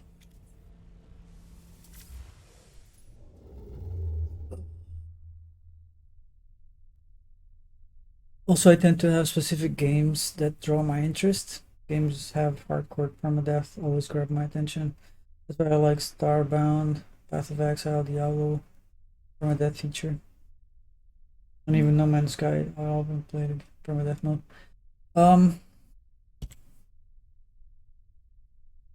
Yeah, I don't know. The thing is, like, although I do like permadeath, it's very appealing to me. The problem is that, like, it's a bit contradicting to me what you're saying in terms of like if you only play a little of a game because you don't have a lot of time, so you focus on the games you like and you try to just, you know, play more games but in a more dedicated way in those specific games, right? So what happens if you die? You lose all your progress and you focus on another game. So to me it's like the opposite. Like I do like the permadeath, but I do prefer not playing in permadeath, not to risk losing my progress in that way. You know, I think like permadeath is fun to do, like as a challenge, and but I would do it like on a game that my investment is not as high as on a game like, for example, like on No Man's Sky. Permadeath is super taxing. Like in every other game, it's super taxing because especially for example on No Man's Sky, you have so many recipes. In the beginning, it's so hard to make money. It's really hard on permadeath to get your inventory slots, to get money, to get your industry done, to get a good freighter, to get a good thing going, right? So if you die like because of a random bullshit thing happening, then it just goes down the drain, and that like it would piss me off. If, for example, in Diablo is different. In Diablo, if I'm doing, for example, a season, well, where I'm required to do a challenge in permadeath, but for a specific end to meet a specific objective, I'm down to do it, and I'll do it like 10 times. If I die 10 times, I'll just restart it and go again and just try to do it, because even though it's permadeath, the challenge is there, but it's a sort of more targeted short objective, because if it's a longer sort of like objective, the risk of me dying and losing everything is it's not scary, but yeah, it's scary, you know? Like imagine like I had like 8 years of World of Warcraft progress, right? Like hundreds and hundreds and hundreds of hours played. Imagine that you get to a point they have permadeath and you die and your character is gone. Like, can you imagine the the fucking headache? Like, oh my god, like all this time just went down the drain. Right now, yeah, the account is inactive. If I want to pay and so the subscription, my account's there. I can pick it up and I have my shit there. Even though I don't play, it's still there, right? So it does not feel like I lost anything in that way. But yeah, I know what you mean. Permadeath is more intense for sure, because if you die, well, shit, there's a lot more, a lot more risk and a lot more consequences to it. I understand, but at the same time, for me, that's that thing that puts me off permadeath in certain games. In No Man's Sky, for example, it would be a challenge. Like it would be a challenge. Like, okay, let's do, for example, a lot of YouTubers do this. They go on permadeath. They spawn on a random planet. They cannot use their normal ship, and they have to beat a timer, which they have to find a way to get off the planet. And they try to beat that record time, and they cannot use anything, right? They start with zero money, zero units, no technology, and they cannot use their own ship, right? I think they cannot even use their UI. It's just like super fucking hardcore. So that's a lot of fun. And that's like something I would get into in permadeath. That is something that I would love to do. I haven't tried it. I haven't done it even. I just watched some videos on it because I was unsure of the rules. But I kind of like I have to watch it again, write them down, and just do a practice run to see how actually it works. Because one thing is watching a video, and another thing is actually playing the game and having a counter and doing that. That seems like a lot of fun, and it's a short-term objective that if you die, you die, and that's it. You move on, but not like a super long extension campaign where you die and you lose all your progress. To me, that's a bit more, a bit more scary.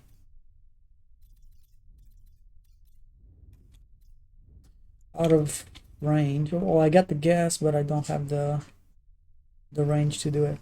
Let's see. We'll do one jump, check the trade terminal, and jump again until we reach our rendezvous 4.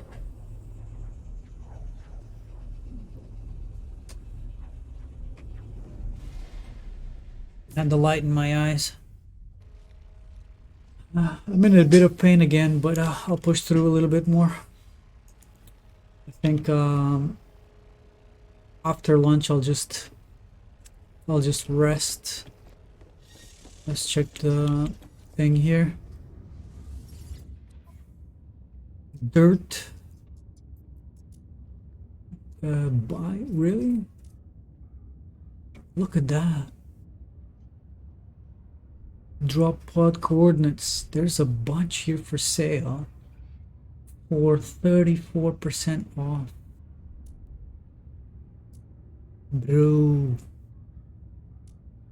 Salt, ammonia.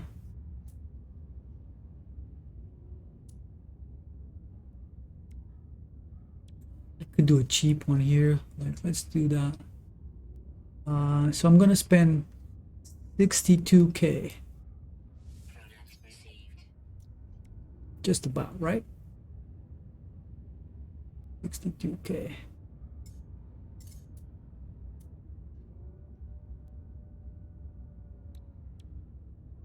I'm gonna write it down because my memory is always a little bit on the shit side sometimes. Not always, but sometimes. But when I'm a little bit under the weather, like I'm these past few days, my my memory gets even worse. My it's like my attention span. My brain doesn't cooperate. Was it 62K? I think so. We should have a log, right? We should have a log of that we could consult of things we could that we did, especially money wise, transactions wise. 62K, and here we're gonna do 99K. No, 70 cost me 6 million. Really? We'll do 10. Can we afford 10? We can.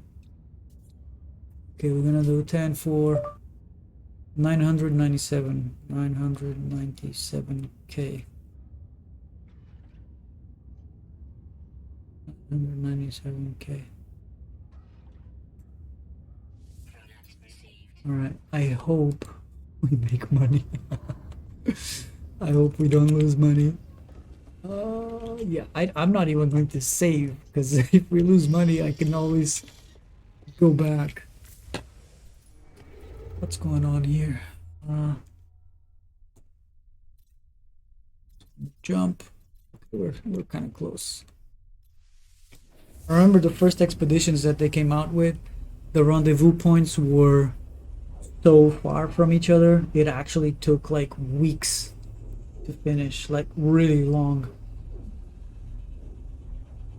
Ginkgo biloba improves oxygen in the brain, and curcumin also feeds the brain. Yeah, well, the ginkgo biloba, I have that. That's like, it's like ginger, isn't it? I have that on my diet pretty regularly because my girlfriend cooks with that stuff all the time, like every day. She puts that on every single dish. And curcumin, curcumin, I don't know. I don't think I use that very much.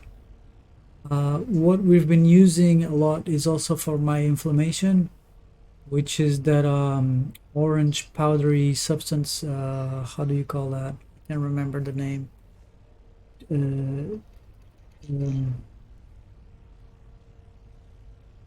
I think it's with a T. I think you know what I'm talking about. I still haven't checked the ashwagandha. I haven't looked into it. Turmeric, yes, turmeric. Yeah, yeah, that's part of my diet, like pretty much every day, and it's still. But all those natural stuff, they do help, but it's more like long-term effects. Not long-term effects. The action takes longer to produce effects. That's what I meant.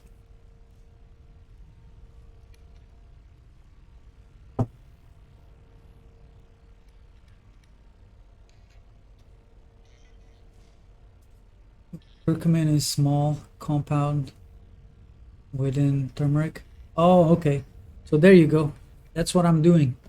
That's what I'm doing. So they have something here called. Well, you see my memory. I talk about this every day, and now my memory just blocks. It's a type of rice which is a yellow rice that is a specific recipe that they have here that everybody makes it, and it's made with that turmeric powder and a few other spices, and a little bit of coconut also, and that's part of the diet here, and people have that like this, you know, super normally. So I eat that pretty often as well, and that's also good for my thing. And I do believe that they are helping a lot with my health right now. I think if I was not taking my anti-inflammatories and doing this type of diet right now, I think my health would have been a lot worse. A lot worse. Minus 3.8. Okay. So yeah, it's complicated. I want to turn that salt into minus 36.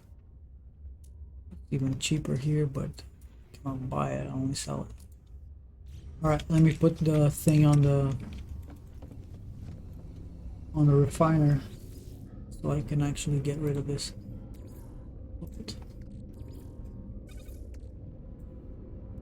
There we go, and we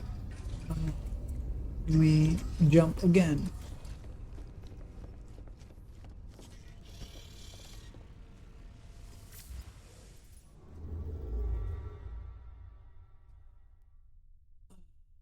All right, can we do a big jump? No.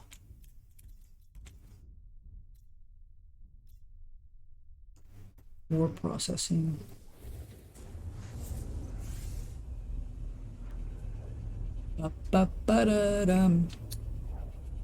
Karu, are you ready for the 9th, 10th? It's in 2 days. The wine competition.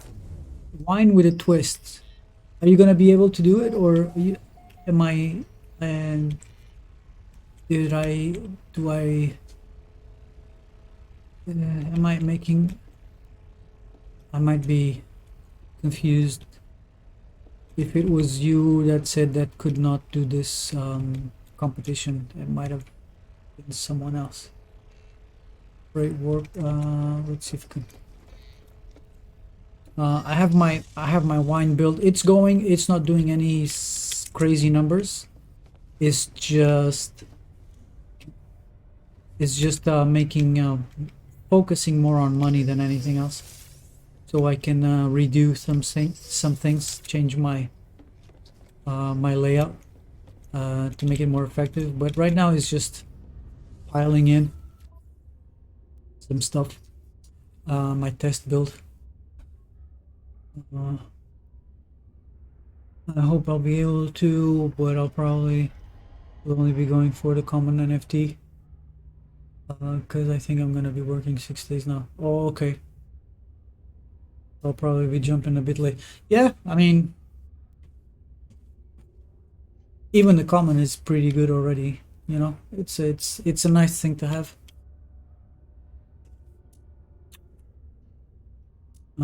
Salt +1 demand. I might get a good price here. Yeah. Well, I hope you get in and you can still get something. Maybe you can get the uncommon or even a rare. Who knows? Who knows? This I'm not sure, obviously, but I'm going to try real hard to get the legendary at least. Ancient might be pushing it, but I want to try. I really want to try. Well, so I bought some salt for 62k. No, god damn it.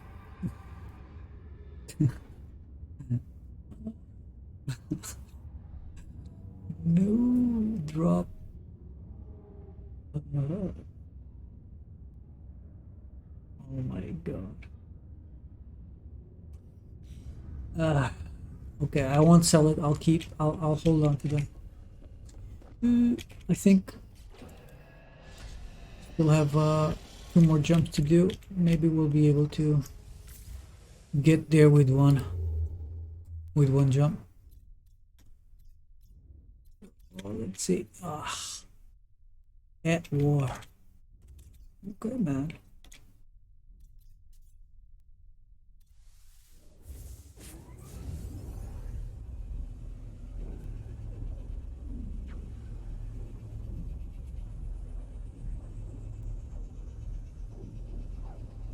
Eventually, I aim to play Gala games full time. When that time comes, I'll be grinding for more higher NFT stuff. But I'll probably, yeah. That's my goal as well. I'm already kind of doing it, but I still. Well, we only have Townstar for now, right? So it's kind of limited in terms of that. I think it would be if we start doing that in a more professional sort of way, as a esport sort of view. We have to have a little bit more variety, correct? So we can have different sources. Still nothing here. 800. That's going to be cool to achieve at some point, I guess. But for now, it's still a bit tricky to do. I mean, you could always like speculate and buy and, well, trade NFTs, you know, like try to play the market with NFTs instead of trading and speculating on cryptocurrency. You can do it with NFTs, flipping NFTs, which is a way to make money. It's actually decent. The problem is that I FOMO a lot in terms of like I get like I don't want to sell them. I don't want to sell my NFTs because I'm using them, right? that's not good for my trading capabilities, because I tend to hodl them. I'll hodl for these things, and then it's just tricky to sell them, which it kind of sucks in that sense. But yeah, I have to consider at some point getting rid of them. Not getting rid of them, but at least selling them and making a profit out of them. Okay, so we just lost money on that, which is kind of dumb, and we are in rendezvous 4. Let's try to read this, see what this guy says.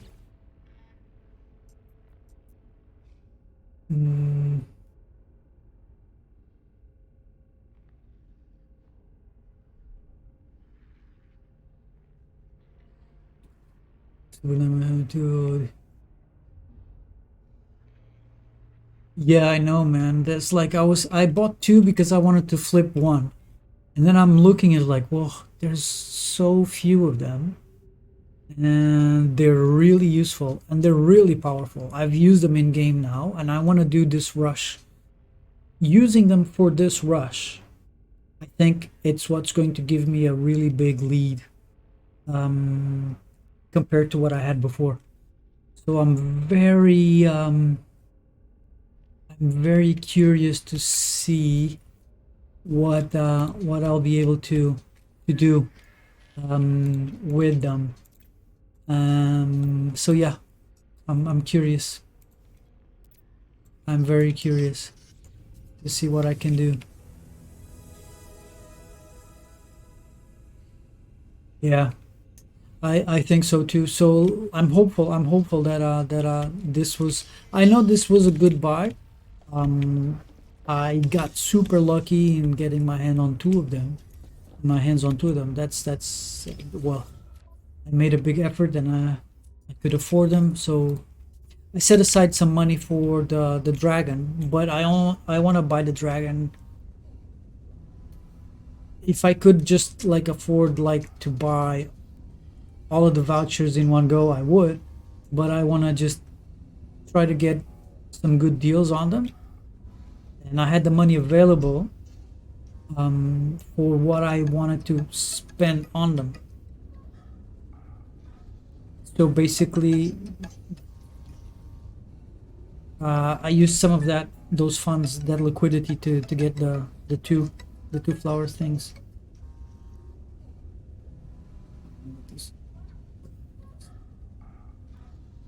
Not waiting for anything. 1 second. Who's this?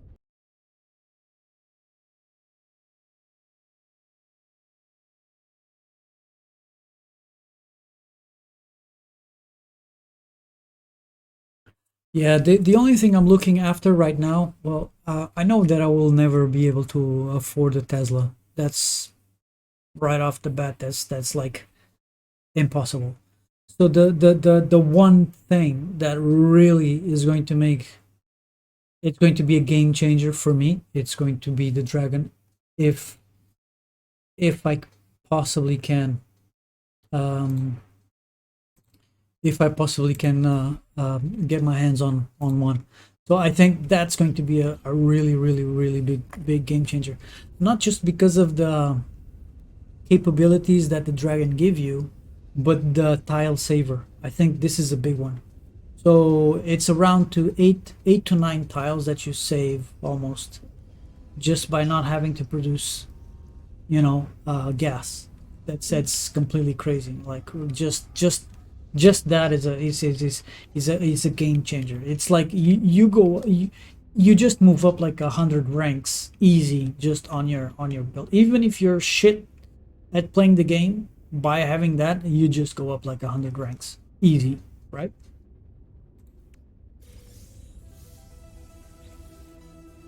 Green underwater protection module. I don't. Yeah, that's the thing. Like, you can have like a super nice build, correct? But you have to produce gas, so you need the 2 power plants. If you go for the more conventional build, right, you have to have 2 refineries, 2 power plants, 1 pond, and 2 water props, right? And the fuel storage, the fuel deposit.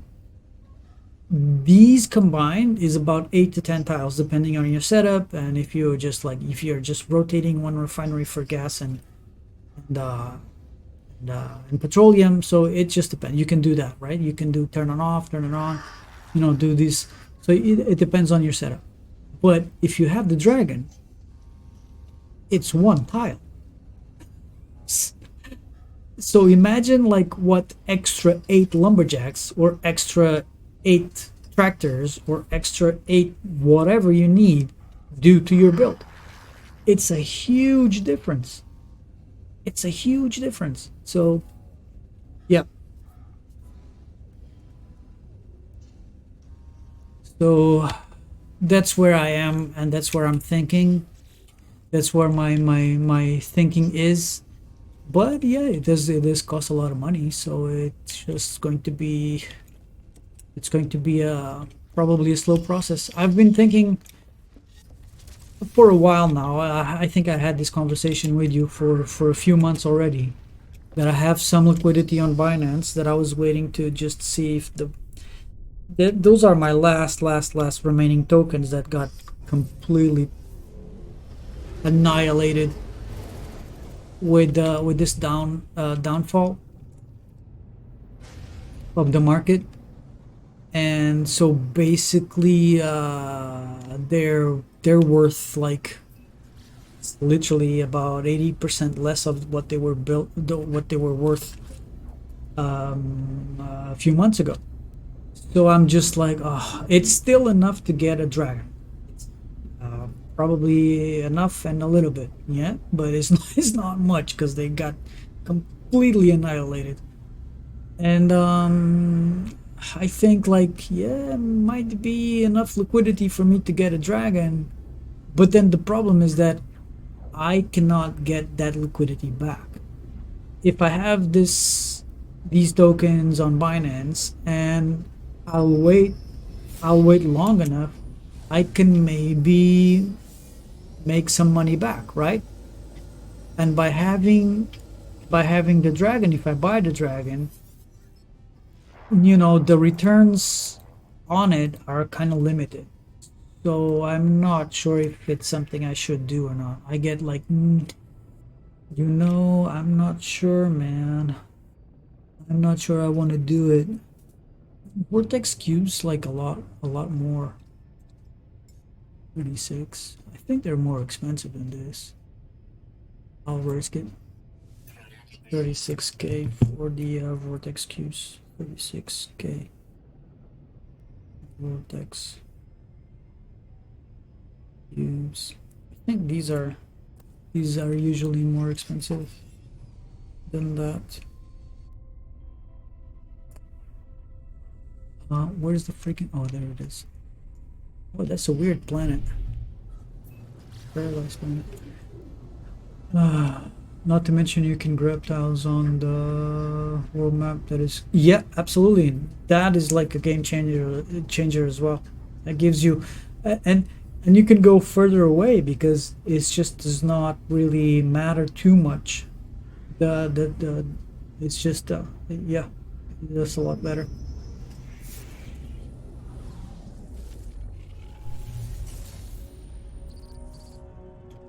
I can say at the moment all things are worthless. It's not producing.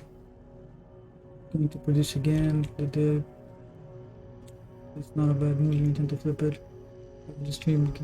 Yeah, that's the thing. Like it's the thing is, it's not that I am afraid to do it, or you know, it's just like if that was nice. If the thing is like the tokens I have, I'll be able to flip them because they are to sell. I'm not really tied up to them to actually because I believe the projects or whatever. It's just speculating tokens, right? It's token for speculation. The problem is that they're really beat up right now. And if I wait, I'll get something out of them. If I don't wait and if I just buy something with them right now, I cannot really do anything else with them. That's the problem, you know? That's my issue, is that like it's not that it's the wrong move, it's just it's tricky to because I don't want to flip a dragon, man. If I have a dragon, I don't wanna sell it, you know, unless it just becomes like stupid expensive to get one. Like if I buy it for $1,000 and then it all of a sudden it costs like $20,000 to have one, to buy one, or they're selling for that and their people are buying them. Fuck yeah, I'm gonna flip that shit, right? But maybe that's probably a good play if that's the case. But then again, like, would I really want to get rid of a dragon when I really need it to play? Because it's actually going to, you know, it's a game changer. So do you, because I'm saying like, oh, right now I would do it, right? But then when the time comes and you go like, oh, flipping a dragon, you go like, yeah, but you sell it, you don't have it anymore. So you know, I don't know, man. Do you really want to do that?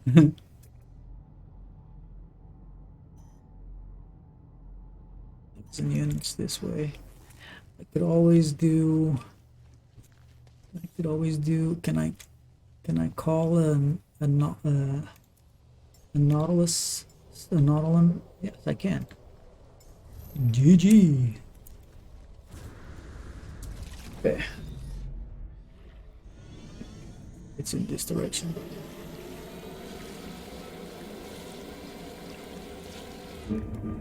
I have a little submarinio.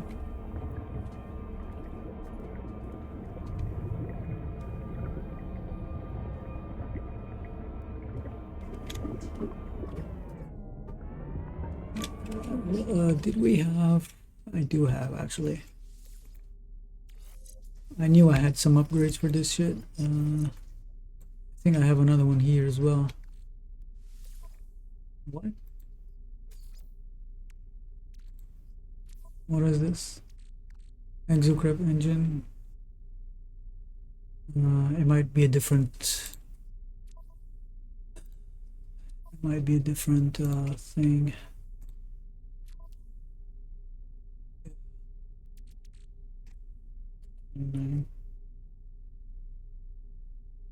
Did I get scammed again? Oh my god. Yeah, man, I don't know. To be honest, it's like one of those things. Like, I'm really tempted right now because they are kind of cheap. Well, cheap in the sense that they were a lot more expensive a few months ago, you know? A lot more expensive. So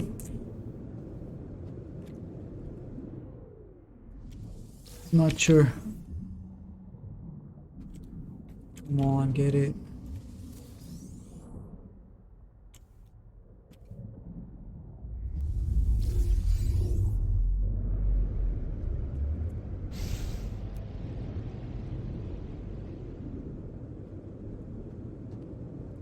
Because I know it might sound ridiculous, but 20k is, if it would come to that, like if so, I don't know exactly, but I think it would be, I think it was 2500, wasn't it?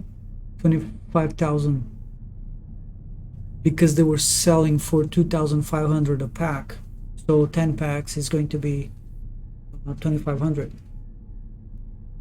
24, yeah, 2,500. No, 2,500, no, 25,000. That's a lot of money, right? That's a fuckload of money. So to me, it's not really like life-changing money, but that's a profit that you cannot ignore. Because this way I cannot really activate this.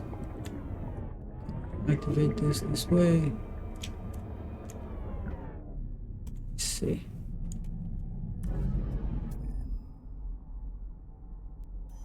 This way. That's true north. True north. Ah!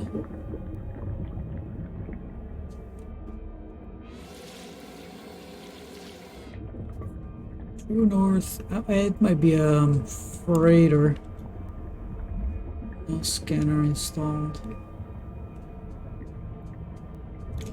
Do I have I do actually. Sonar, solar mirror. God damn it! I wish I bought that piece of shit.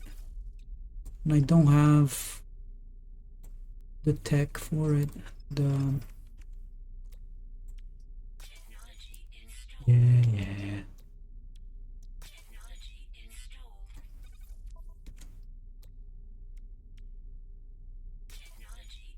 Right, okay.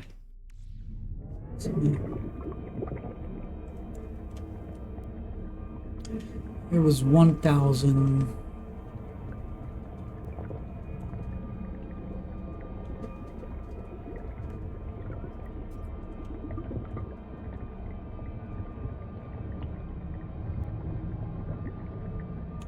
But I'm so tempted, man. So tempted, because right now is just, I think it's a good time. I think the market's still gonna crash a little bit more. That's why I haven't really FOMO'd in like crazy. But I really think, did I miss it? South? Did I miss it? 600?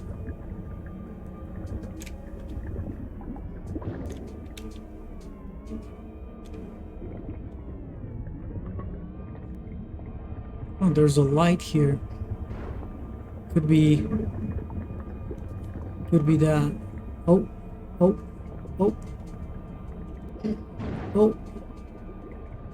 We found it.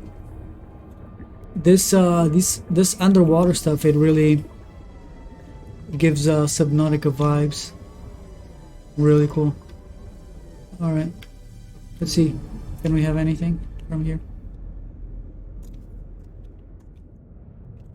Have you ever played Subnautica? Subnautica is such a cool game. Let's get the thing. For collect reward.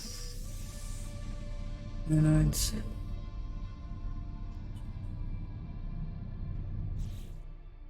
upgrade. Get this one done.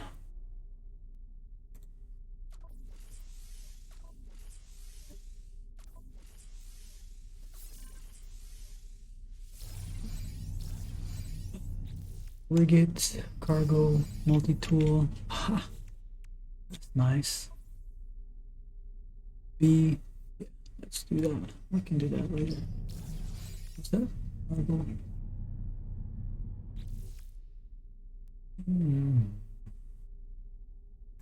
Let's see.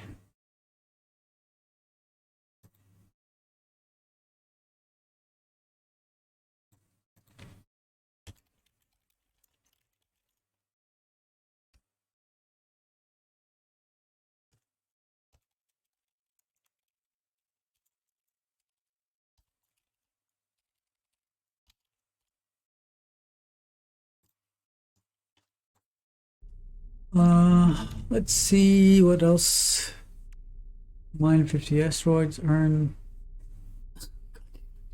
still 3 million. We could just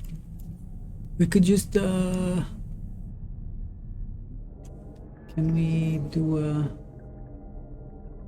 you know, there's the spaceship there.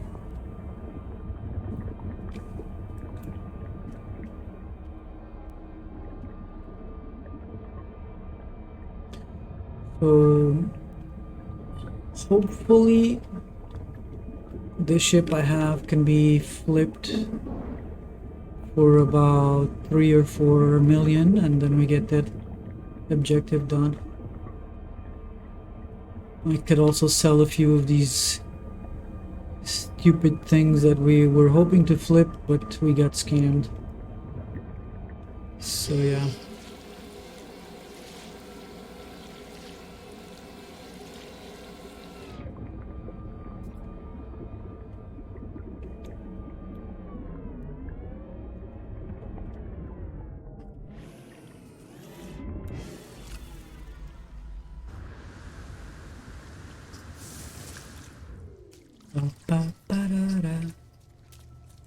Alright, mister.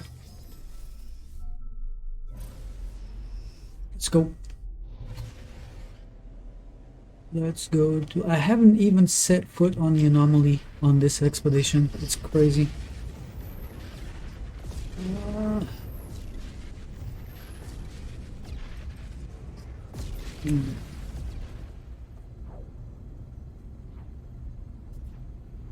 Okay, I was just going to... Fleet arrived in. System beginning survey. Still ongoing. The fleet's still going.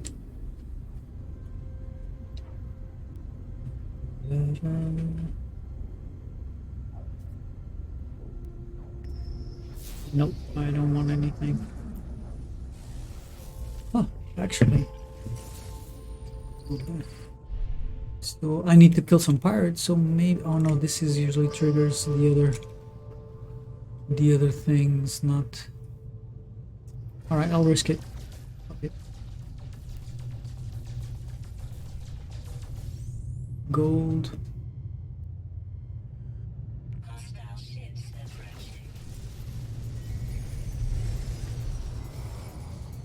There are pirates. That's good.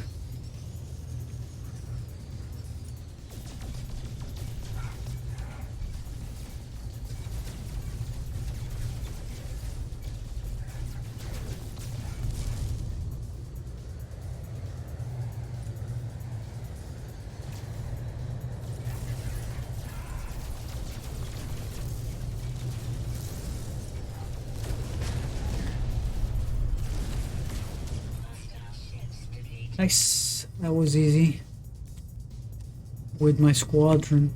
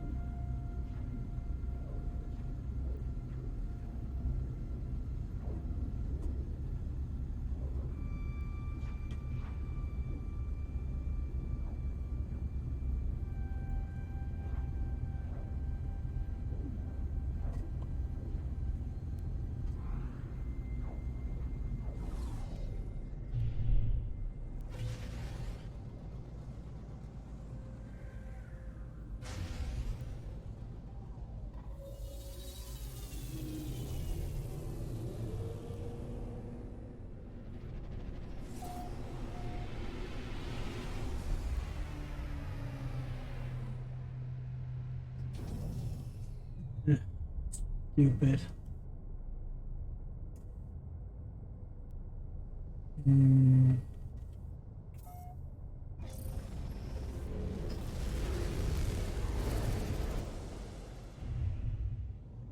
Forgot.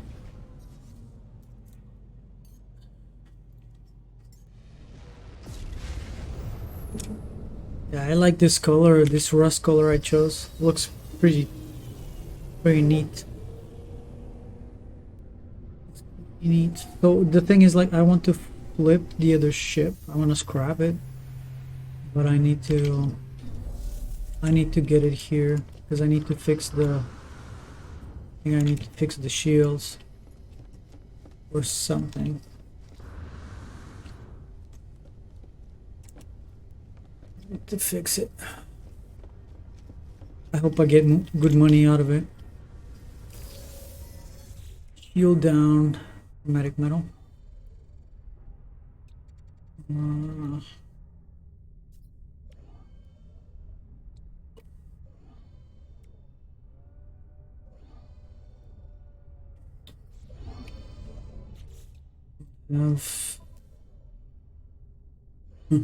I didn't even use these. I can actually sell these for nanites. 11. I can sell these. Copper.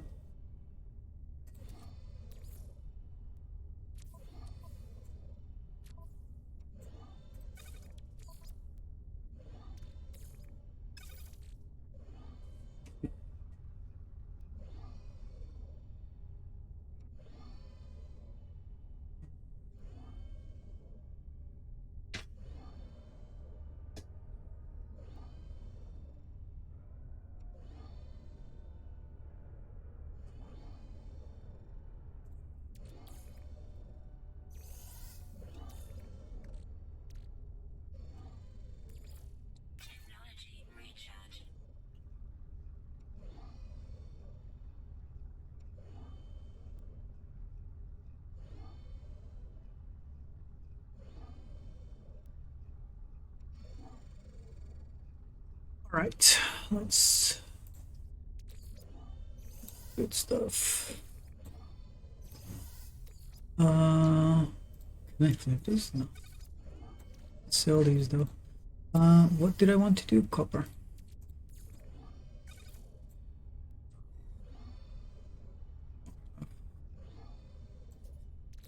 Need 50. I have 21.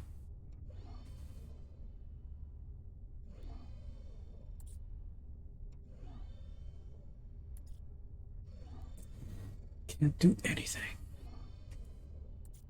I cannot. The other side. Can this do anything? Oh no, indium. Indium does it.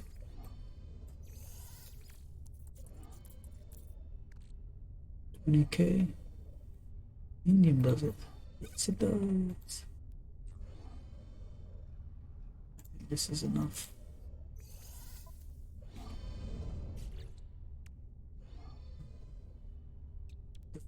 Their shield.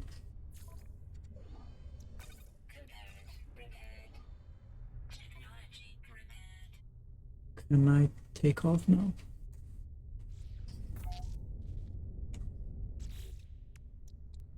thrusters.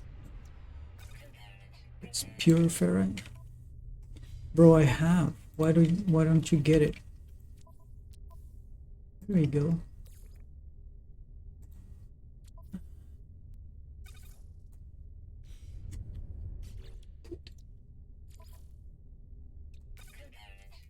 Can I launch thruster? I don't need that.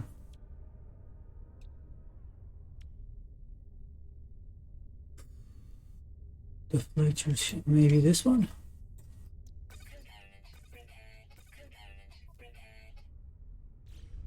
Come on. Pulse engine. I'm not going to pulse.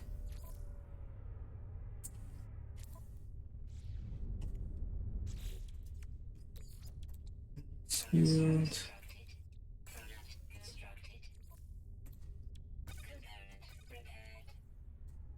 All right, finally. Bro, shut up. Aren't you even there?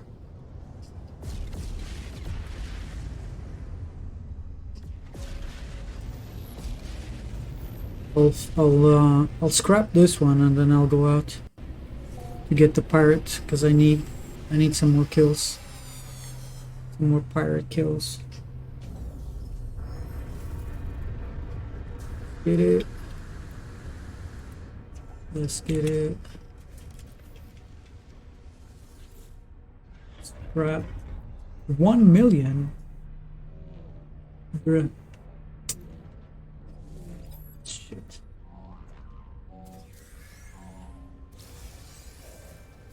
I was expecting a bit more, to be honest.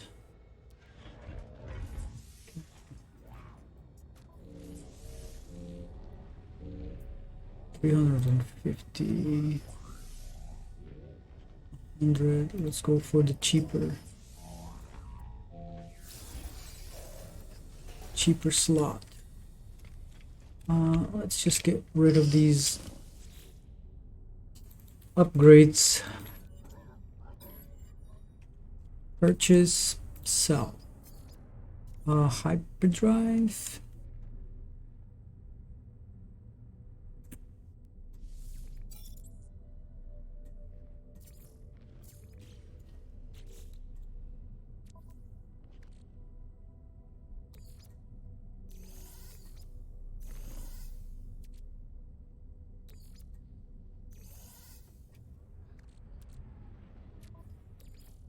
What?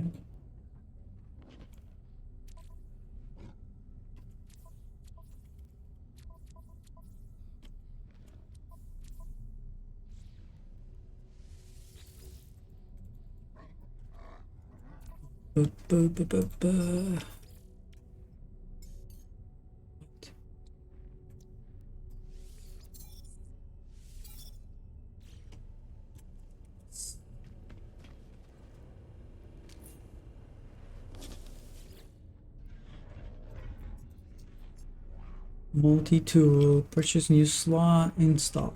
Yeah.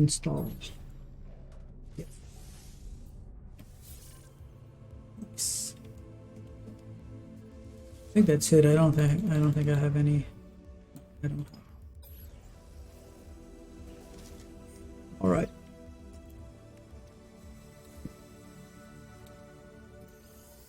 Let's see how our inventory looks like. This here. Sell all of these. I can sell activated enium as well. I can sell that and sell that. Heck, no.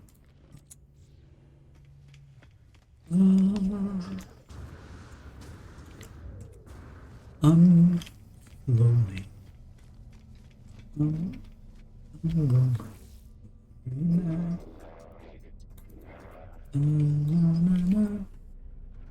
Buy.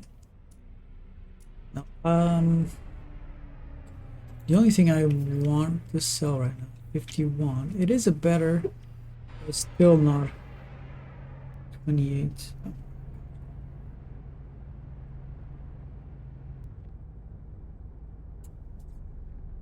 28 is okay. I'll sell this.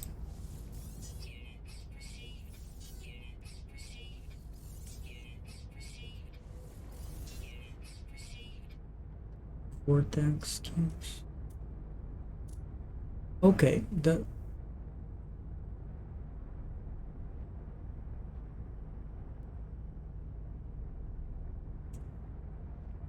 what's the I think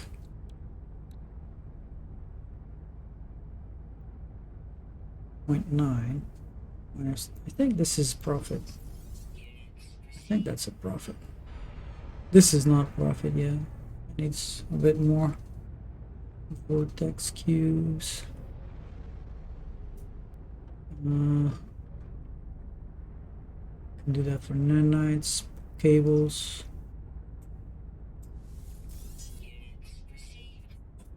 All right, that's it for now. I need, yay, decent. Okay, I made 3 mil. That's fine. I want to buy solar mirrors just to finish off that stuff.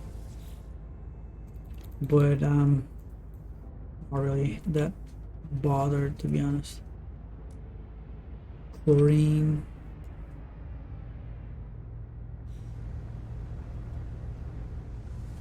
Is this guy giving me a better price actually?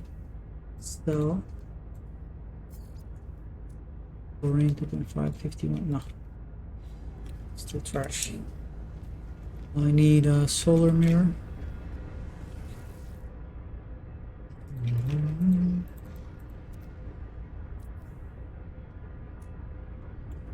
Chromium. Oh. Goodbye, Sir Gra. Offer to trade. Yeah, can't wait for them to allow us to make our own ships. Oh my god, when they start having, I'm sure they will at some point, introducing like crafting ships and colors, and oh man, that's going to be insanely cool, because you can make your own ships. Like they could have a system where you can find parts of ships. Like you have to own a ship, or like there's a sort of like a way to have manufacture the plans or discover the plans or for the specific parts. Because for example, when you come over here, this is my ship, right? And the ships are randomly created. You can see that they get split up in parts, like the wings, the body, the engines, you know, the flaps, everything, right? And you see how they go. Let's see if they split up again. I think they do sometimes. So you can just build within families of shuttles, of fighters, and just introduce new wings patterns, or just do them as whatever you want to do them. I think that's going to be amazing. I think that's going to be cool. In exchange for money, of course. So that would create sinks as well for the billions we already have. So that would be so cool to be able to edit your own ships. That would be GG. Inventory slots.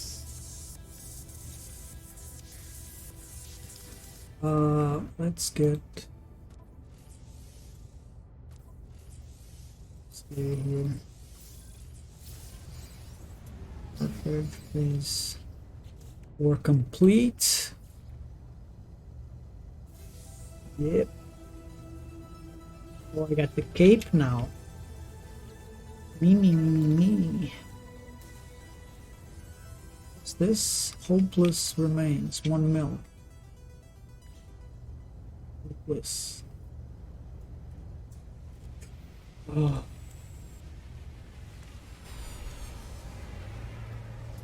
Yeah, it has grown so much, man. Just with this last change of the freighter capabilities and changing stuff and new new sort of like visuals.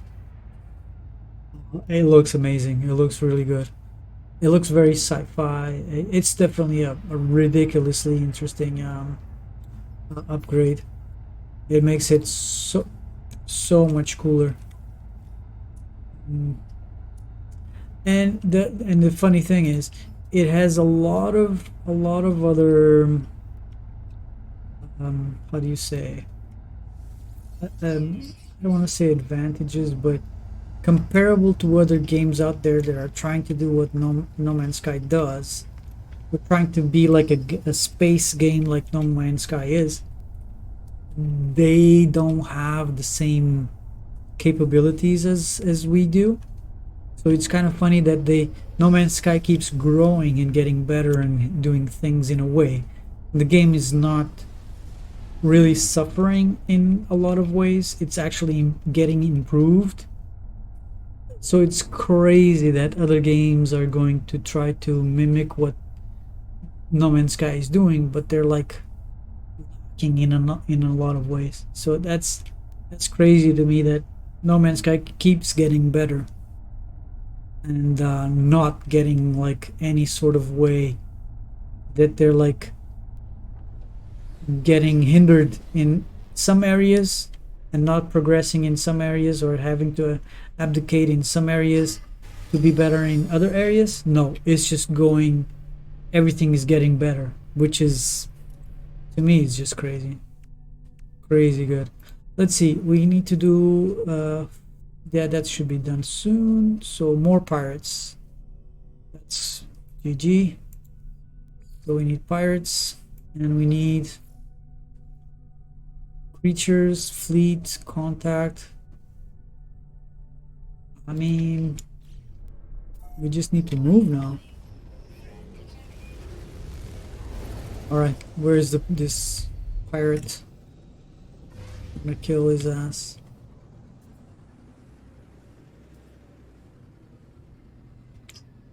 What?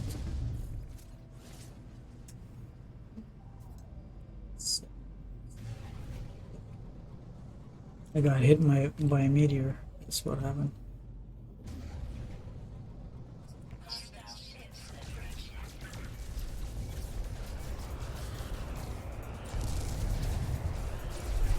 Shield. Shield down. Ooh, ooh, ooh. Jesus, he got me straight ahead. Boom.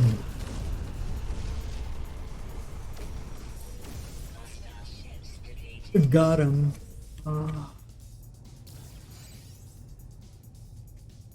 Let's see. I want to see if this is cheaper than 2.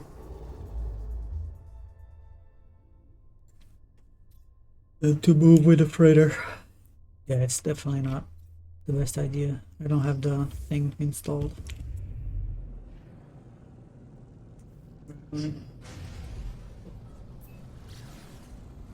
Faster. We'll definitely use the freighter.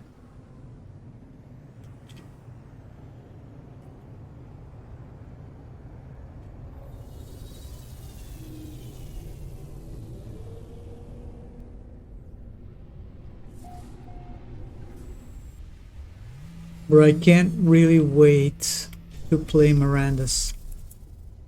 Miranda's is going to be so cool, I think. I'm really, really looking forward to that one. Bro, upgrade. Jesus. And okay, I'm on the wrong side.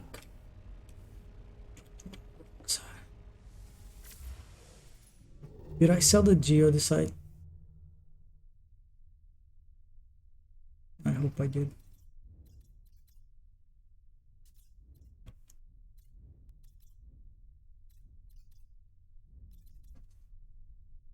Temporal war computer required. What?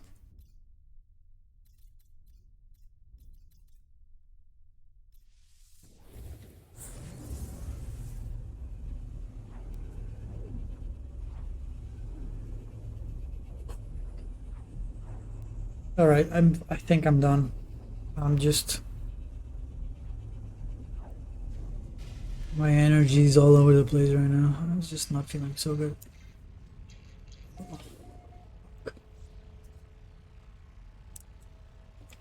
Just gonna. What is that? Oh, I think they're done. I think my missions are done. Let me just check here if I sold the geodesite. I think I did. Green.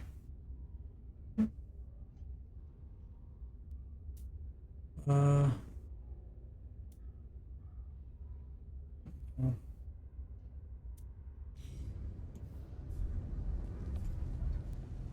funny. How did I get scammed with the cubes?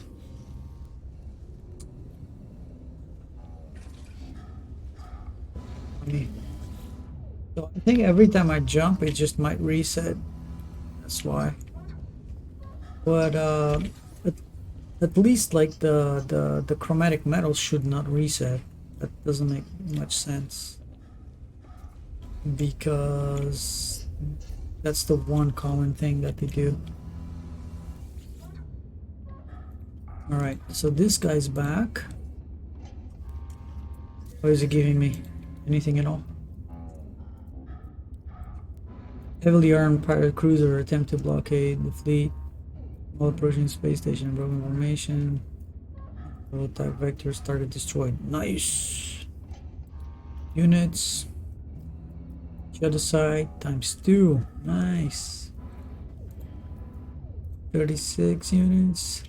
36k units. That was a good one. That was a good one. Where's the other thing? Oh, it's there. This guy might have not gotten anything.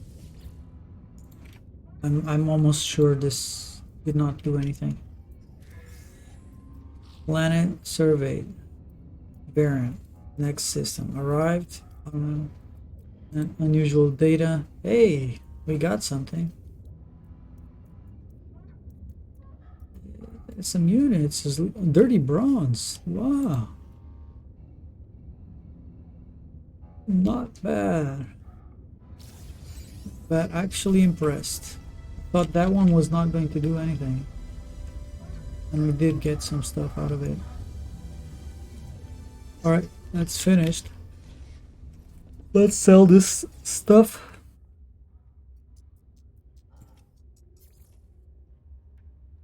I got so scammed with those queues, so it's so funny. Wait, what? Uranium. Oh, I got suspicious packets. Probably from that.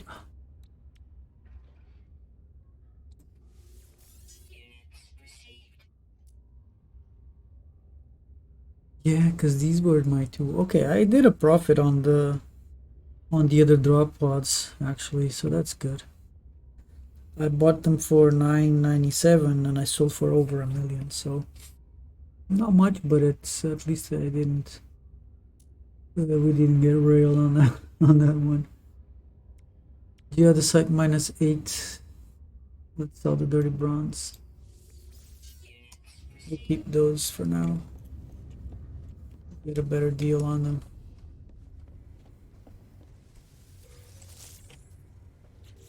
Okay, what do we need now? Pirates. One's done. I think I'm gonna stop now. I'm pretty tired.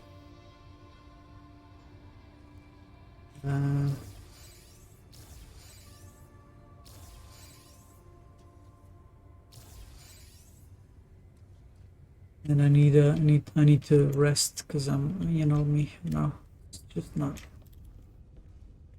I'm not doing so good. Anything I want to do before I go?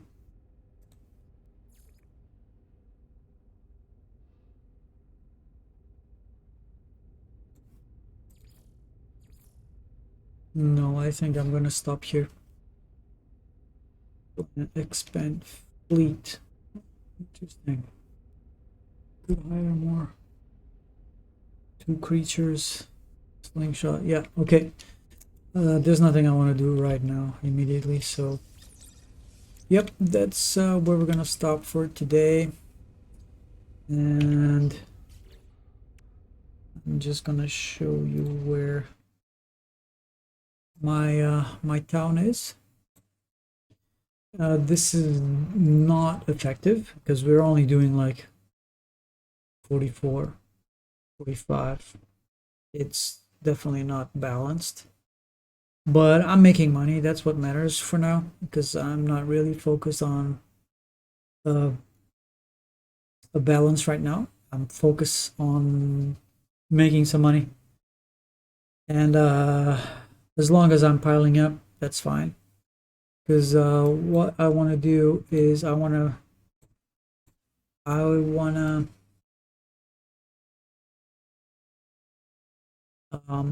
probably rearrange some of these things.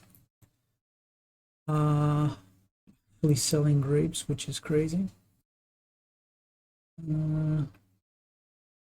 Try to turn this on to see what happens. And put a nuclear power plant around here somewhere. Probably here in the middle. Exactly where that is. Power all this crap with the nuke. Probably save some more slots. Maybe get some more lumberjacks, more loggers. Add the rest of the